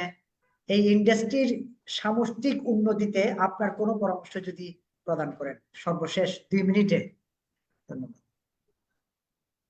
আসলে এই ইন্ডাস্ট্রির উন্নয়ন, এটা আসলে আমরা যাদের দেশ থেকে জাহাজ নিয়ে আসি, সেই সমস্ত দেশের সঙ্গে আমাদের যে সম্পর্ক, সেটা এসে যায়। আর 2 নম্বর হচ্ছে, আমরা যে কর্মসংস্থানের সৃষ্টি করছি এটা দিয়ে, এবং এই কর্মসংস্থান যদি না থাকতো, কিছু লোকের যে অন্য কিছু করার কোনো বিকল্প নেই, এটাও মেনে নিতে হবে। এইরকম একটা অবস্থায় যদি আমরা দেখি যে কিছু কিছু বছর পরে, এক একটা ইন্টারভেলের পরে আমাদেরকে এইরকম একটা শোকাবহ ঘটনার সম্মুখীন হতে হবে, সেটা হয় আমরা মেনে নেব, নইলে আমরা ওটা যেন না ঘটে সেরকম দৃঢ় প্রতিজ্ঞ হয়ে এই ইন্ডাস্ট্রিকে রাখতে হবে। যদি আমরা দৃঢ় প্রতিজ্ঞ হই, তাহলে যেগুলো করতে হবে এই কারণে বা এর জন্য, সেগুলোকে তালিকা করে সেভাবে করে ফেলতে হবে। না করলে আমি করবও না, অথবা শিপ ব্রেকিং ইন্ডাস্ট্রি থাকবে এবং কিছু মানুষ কয়েক বছর পর পর এইভাবে প্রাণ হারাবে। এটা তো কোনো দেশে হতে দেওয়া যায় না, হবেও না। তো আমার মনে হয় আমরা আজকে যে সমস্ত তাদের কথার ফাঁকে ফাঁকে কিছু সাজেশন এসছে, সেই সাজেশনগুলোকে যদি আলাদা করে দিতে পারি এবং সেটা কাজে পরিণত করার উপায় বের করতে পারি, তাহলে হয়তো আমরা আজকের এই আমাদের এই আলোচনাকে ফলপ্রসূ বলতে পারবো। তা নইলে আমাদের কোনো ফলই এই সমস্ত আলোচনা থেকে আসবে না। আমি আশা করব যে কথাগুলো বলা হয়েছে সেগুলোতে যেরকম কাজ না করলে হবে না, এটা কদ্দূর কিছু করলাম এরকম ব্যাপার না, এটা পূর্ণাঙ্গভাবে করতে হবে। এবং সেটা করতে যদি শিপ শিপ ব্রেকিং ইয়ার্ডের মালিকরা রাজি থাকেন, সেভাবে তাদেরকে আহ সরকারের কাছে অঙ্গীকার দিয়ে এই ব্যবস্থার মধ্যে থাকতে হবে। ধন্যবাদ। তাদের অঙ্গীকার প্রয়োজন এবং আমাদের যারা এক্সপার্টস আছেন তাদের আহ, সব রকমের সহায়তা প্রয়োজন। এই দুই ধন্যবাদ। এই দুই হ্যাঁ। পক্ষকে পরিষ্কার হয়ে যদি পারি আমরা আনতে, তাহলে এই ইন্ডাস্ট্রি রাখা যায়। তা নইলে যতই দেশীয় প্রয়োজনের জন্য প্রয়োজন হয়, এটা রাখাটা মানবিক হবে না। আর যাই হোক, ধন্যবাদ। স্যার ধন্যবাদ প্রফেসর মোহাম্মদ সিকান্দার খান। জমিরুদ্দিন, জনাব জমিরুদ্দিন পরিবেশ অধিদপ্তরের পরিচালক, আপনার যদি একটু সংক্ষেপিতভাবে 1-2 মিনিটে কোনো অবজারভেশন থাকে একটু বললে ভালো। ধন্যবাদ আমাকে আমার বলার সুযোগ দেওয়ার জন্য। আসলে আমি একটু বাইরে ছিলাম, কিছুক্ষণ আগে বাসায় আসছে। হ্যাঁ, আমি বাইরে থেকে অনেকগুলো শুনছি, আর কিছু কিছু শুনতেও পারিনি। হ্যাঁ, নেটওয়ার্ক সমস্যা ছিল। আসলে ওই আমাদের তো একটা একটা বড় ধরনের লার্নিং এটা, যে এবারে ঘটনাটা আসলে আমরা ইনভেস্টিগেশন করে দেখতেছি, আমাদের একটা টেকনিক্যাল কমিটি করা হয়েছে।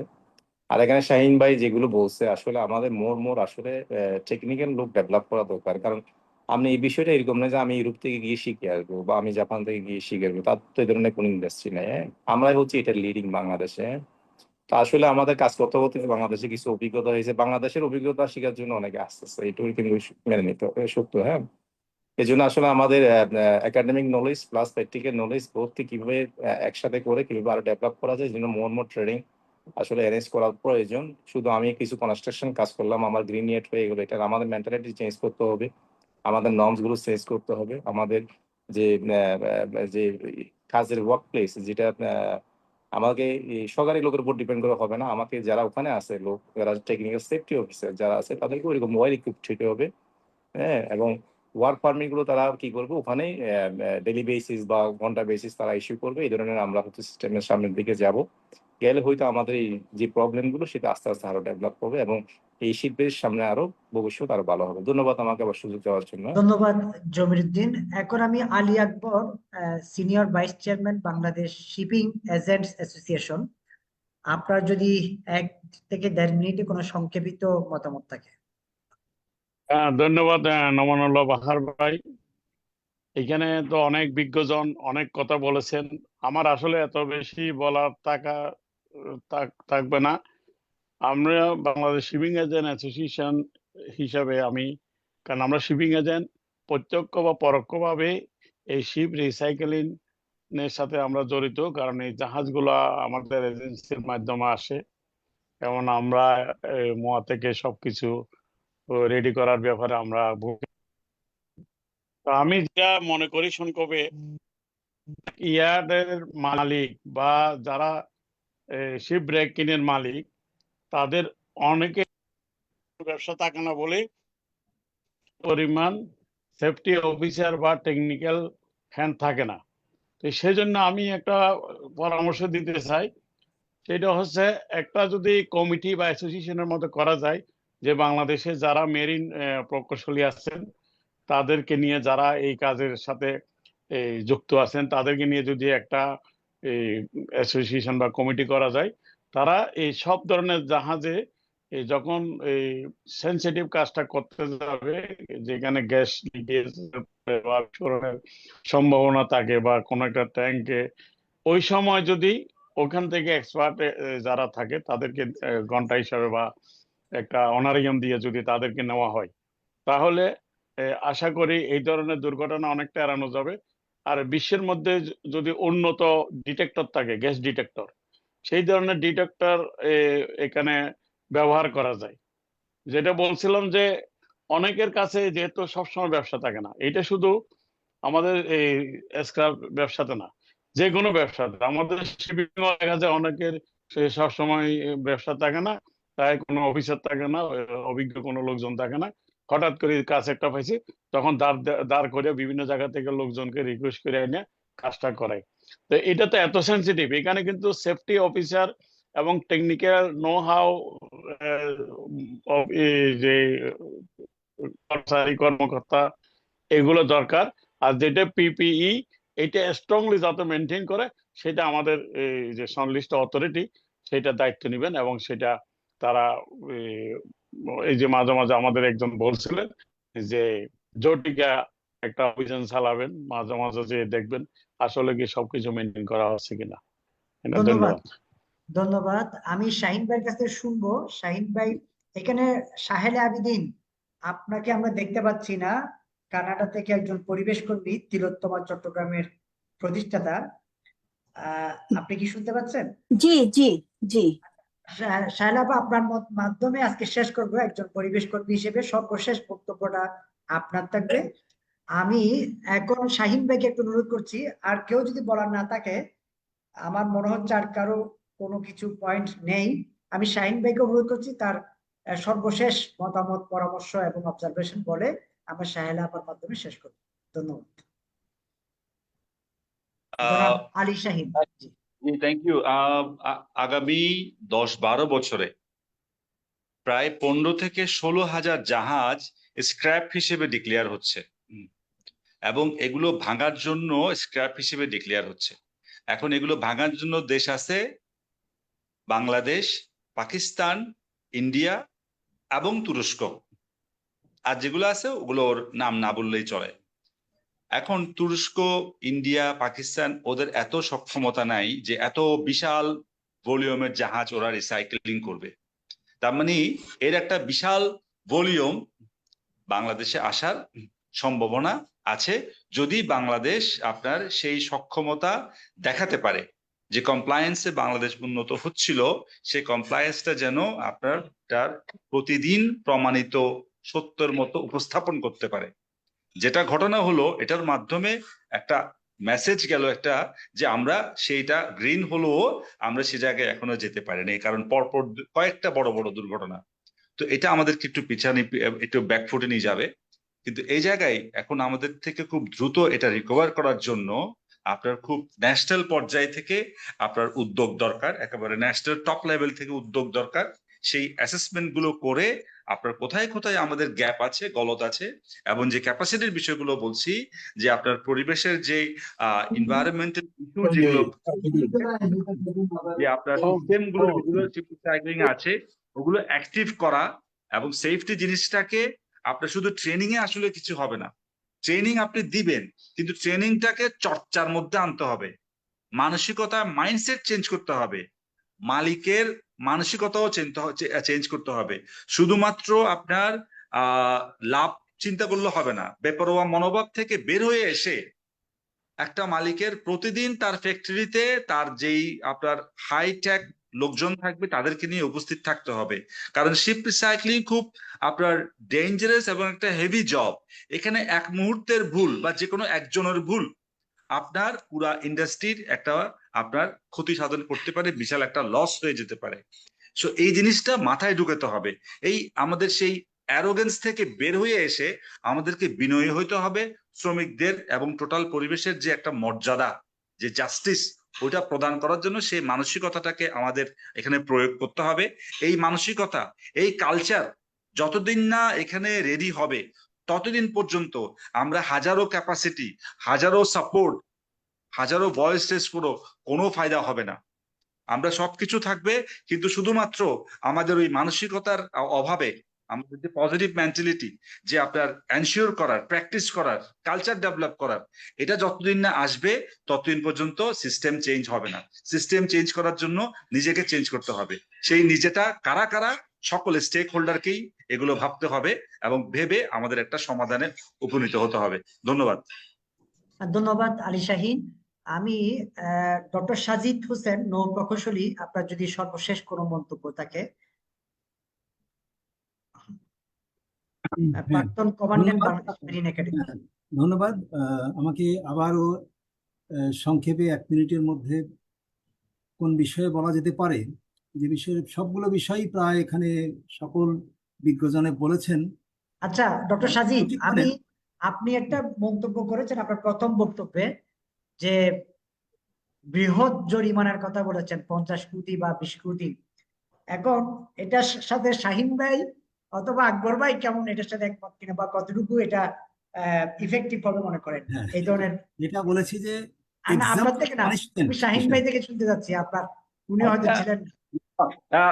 জরিমানাটা একটা শাস্তি। যেমন দেখেন, আমাদের দেশে অনেকগুলো শাস্তি আছে, মৃত্যুদণ্ড, যাবজ্জীবন কারাদণ্ড, বিশাল বিশাল। এখন এটার থাকা সত্ত্বেও অপরাধ কিন্তু হচ্ছে, বড় বড় অপরাধ হচ্ছে। ব্যবসার সাইজ অনুযায়ী, ইকোনমিক ব্যবসার ক্ষেত্রেও সেম, ব্যবসার ক্ষেত্রে সেম, বড় আপনার শাস্তির ব্যবস্থা থাকবে। কিন্তু ওই যে বললাম, মানসিকতা, বেপরোয়া মনোভাব, মানুষের প্রতি মর্যাদা, পরিবেশের প্রতি মর্যাদা, এগুলো যদি সেন্স গুলো ডেভেলপ না হয়, মজ্জাগত যে হ্যাবিটটা আছে এটা যদি চেঞ্জ না করি, কালচারটা চেঞ্জ না করি, তাহলে এগুলো করে কিচ্ছু ফায়দা হবে না। ধন্যবাদ সাজিদ হোসেন। আমি বরং ওই একটা পয়েন্ট বলি, যে ইন্টারন্যাশনাল মেরিটাইম অর্গানাইজেশন সেফটি নিয়ে তো কাজ করছে জন্মলগ্ন থেকে। যখন দেখলো যে আইন কানুন করে ঠিক কাঙ্ক্ষিত লক্ষ্যে যাওয়া যাচ্ছে না, তখন তার এক নতুন ক্যাম্পেইন শুরু করলো, সেফটি কালচার। এটা কিছুটা থিওরিটিক্যাল শোনালেও সাকসেসফুল। সেফটি কালচারের পক্ষে এত বেশি ক্যাম্পেইন চলেছে যে এই শিপিং ইন্ডাস্ট্রিতে সবাই ভাবা শুরু করলো, আমরা যে খাওয়া দাওয়া করি, চলাফেরা করি, হাসি কাঁদি, সেফটিও তাই। এটা মনের মধ্যে এমন ভাবে আসতে হবে যেন স্বতঃস্ফূর্ত ভাবে দাঁত ব্রাশ করছি, সেফটির কথা চিন্তা করছি, মানে এরকম। তা আমাদের এই বিশেষ একটা শিল্প, ইতিমধ্যে শাহিন ভাই অত্যন্ত চমৎকার করে বলেছেন সবকিছুই, বা সবাই বলেছেন, এরকম একটা গুরুত্বপূর্ণ একটা শিল্পের প্রতি আমাদের সেই দৃষ্টিভঙ্গি দেয়া দরকার, যেখানে শ্রমিক না শুধু, নিরাপত্তা কিন্তু মালিক থেকে শুরু করে যতজন ওইখানে, ইভেন পরোক্ষভাবে যারা হয়তো মাসে একবার যায়, তাকেও প্রশিক্ষণের আওতায় আনা দরকার। মাঝে মাঝে তাকেও একটু সময় দেওয়া দরকার, যে আমি একটু শিখি, অন্তত বসি শ্রমিকদের মধ্যে। তো আমার অভিজ্ঞতা একদম নাই তা না, বাংলাদেশ মেরিন একাডেমিতে আমরা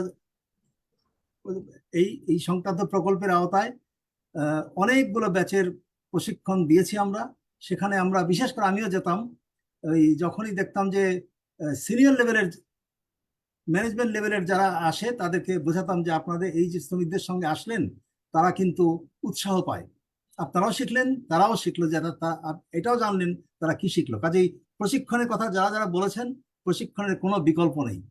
বিশেষ করে শ্রদ্ধেয় অধ্যাপক সেকান্দার খান প্রথমেই বলেছেন প্রশিক্ষণের কথা, প্রশিক্ষণ অত্যন্ত জরুরি। ধন্যবাদ। ধন্যবাদ নৌ প্রকৌশলী ডক্টর সাজিদ হোসেন। এখানে আমি শাহেলা আবেদিনের বক্তব্য, এটাই শেষ বক্তব্য। আমি দিলীপ কুমার সাহা, একজন ভিন্ন জগতের লোক, তিনি, আপনাকে কি একটু দেখতে পাচ্ছি? দিলীপ কুমার সাহা, পরিচালক, পাবলিক লাইব্রেরি, চট্টগ্রাম। ওকে, আমরা শাহেলা আবেদিনের বক্তব্যের মাধ্যমে শেষ করি। ধন্যবাদ। আসসালামু আলাইকুম রহমতুল্লাহি ওয়া বারাকাতুহু। সবাইকে শুভরাত্রি। যদিও আমার এখানে, আমি তো একটু দূরে আছি, কানাডাতে আছি। আসলে শুনছিলাম একটু দিলীপ কুমার সাহা, আপনি কি শুনতে পাচ্ছেন? দিলীপ কুমার সাহা একটু আনমিউট করে যদি, ওকে, হ্যাঁ, হ্যাঁ, ধন্যবাদ।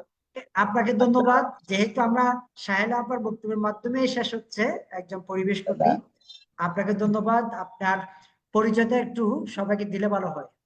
কোথায় না, আছেন? আমি দিলীপ কুমার সাহা, আমি পরিচালক বিভাগে সরকারি গণগ্রন্থাগার চট্টগ্রামে কর্মরত আছি। তা আপনাদের এই যে ভিন্ন আঙ্গিকের যে একটা অনুষ্ঠান আমরা শুনতে পেলাম এবং আমি এই বিষয়টা সম্পর্কে অবগত হলাম। আসলে আমাদের প্রশিক্ষিত লোকজন দরকার, পাশাপাশি আমাদের আইনের প্রতি শ্রদ্ধাশীল হওয়া দরকার। আমরা যদি সকলেই আমাদের আইনের প্রতি বা শ্রদ্ধাশীল হই, আমরা আইনকে মেনে চলি এবং প্রশিক্ষিত জনবলের মাধ্যমে আমরা আমাদের যে একটা শিল্পকে নতুন ধারায় নিয়ে যেতে পারি, আমি সেই একটা প্রত্যাশা। ধন্যবাদ। আমাকে এই ধন্যবাদ। অনুষ্ঠানে যুক্ত করার জন্য আপনাদের সকলকে ধন্যবাদ জানাচ্ছি। সাহেলা আবিদিন, আপনার বক্তব্যের মাধ্যমে শেষ হচ্ছে। ধন্যবাদ। ধন্যবাদ নোমান ভাইকে আমাকে এই যে আজকের এত সুন্দর একটা খুবই গুরুত্বপূর্ণ আলোচনায় আমাকে যুক্ত করার জন্য আমি আপনাকে অসংখ্য ধন্যবাদ এবং কৃতজ্ঞতা প্রকাশ করছি। প্রথমত অনেকদিন পরে স্যারকে দেখলাম, স্যার সহ যত বিজ্ঞজন আজকে আলোচনায় ছিলেন সবার প্রতি আমার সালাম এবং শ্রদ্ধা। আসলে বলার কিছু নেই, শুনছিলাম নিজের মধ্যেও আসলে এটা চর্চার একটা জায়গা আমি মনে করি। আমরা প্রথমত আসলে সবার কথা শুনে আমার কাছে মনে হচ্ছিল যে আমরা আসলে প্রথমত মন মানসিকতার পরিবর্তন আনতে হবে। নিজেকেই আসলে বুঝতে হবে যে আমি যেমন মানুষ, আমার যে শ্রমিকটা কাজ করছে সেও কিন্তু মানুষ, তারও পরিবার পরিজন আছে, তার নিরাপত্তা মানে আমার নিরাপত্তা। সো ওই মানসিকতা থেকেই আসলে আমাদেরকে যে কোনো কাজ আমরা করি না কেন সেই জায়গাটা লক্ষ্য রাখতে হবে। আর মানে এত সুন্দর একটা আলোচনা হয়েছে, আমার এত ভালো লাগছে, অনেক কিছু জানলাম, শিখলাম। আমি যেহেতু একজন মানে সমাজকর্মী হিসেবে আমি মনে করি আমার জায়গা থেকে আমি সচেতনতার যে জায়গাটা, হ্যাঁ, এই জায়গাটা আমরা কাজ করতে পারবো। আমরা এইসব জায়গায় আমরা কিভাবে আসলে সেফটি সিকিউরিটি নেওয়া যায়, এই জায়গাগুলোকে আমরা লিফলেট আকারে কিংবা সেমিনার সিম্পোজিয়ামের মাধ্যমে মনে হয় মানে আমার জায়গা থেকে আসলে আমি এই কাজগুলো করতে পারবো। তবে আমি এই জিনিসটা বলবো, ল অ্যান্ড এনফোর্সমেন্টটা আসলে সবচাইতে বেশি জরুরি আর কি। হ্যাঁ, এই যে আজকে এত সময় নিয়ে যে সবাই আলোচনা করেছেন, এই আলোচনা যেন এই আলোচনার মধ্যেই সীমাবদ্ধতা না থাকে। আমি মনে করি এইটার একটা ফলপ্রসূ যদি আসলে করা যায়, অবশ্যই আমাদের বাংলাদেশে এই শিল্পটা একটা অনন্য উচ্চতায় যাবে। আমি নোমানুল্লাহ ভার ভাইকে বলবো, এরকম আয়োজনে আমি মনে করি যারা ওনার, যারা শিপইয়ার্ডের সাথে সংযুক্ত মালিকগণ আছেন তাদেরকেও যদি যুক্ত করেন, তাদের কাছ থেকে এরকম ফোরামে যদি কমিটমেন্ট নেওয়া যায় যে ওনার কি কি ল্যাকিংস আছে বা ফিউচারে উনি আসলে আরো কত ইমপ্রুভমেন্ট করবে তার ওনার ফিল্ডে, সো আমার মনে হয় এটা আরো বেশি ফ্রুটফুল হবে। ধন্যবাদ সকলকে, ভালো থাকবেন। অবশ্যই আমরা সবাই আমাদের দেশটাকে একটা অনন্য পর্যায়ে আমরা নিয়ে যাওয়ার জন্য একসাথে কাজ করব। ধন্যবাদ সবাইকে।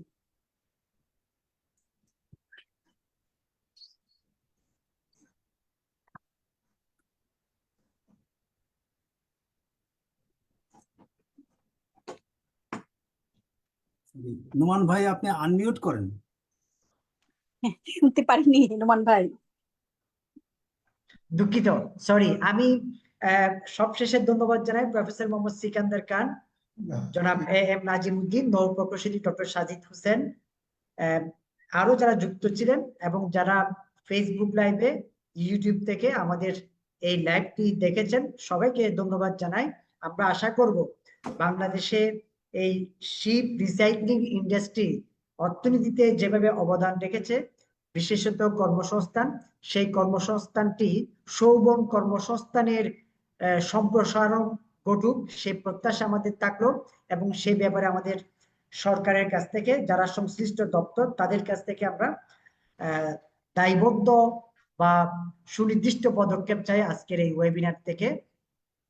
পাশাপাশি পরিবেশ বান্ধব এই শিপ রিসাইক্লিং ইন্ডাস্ট্রিকে কিভাবে পরিবেশ বান্ধব মানদণ্ডে উন্নীত করা যায়, সেই দিকে আমাদের কার্যকর পদক্ষেপ গ্রহণ জরুরি। সেই মতামত ব্যক্ত করে সবাইকে আবারও ধন্যবাদ এবং কৃতজ্ঞতা জানিয়ে শেষ করছি। সবাই ভালো থাকুন, সুস্থ থাকুন, নিরাপদ থাকুন। ধন্যবাদ। ধন্যবাদ। আপনাকে ধন্যবাদ।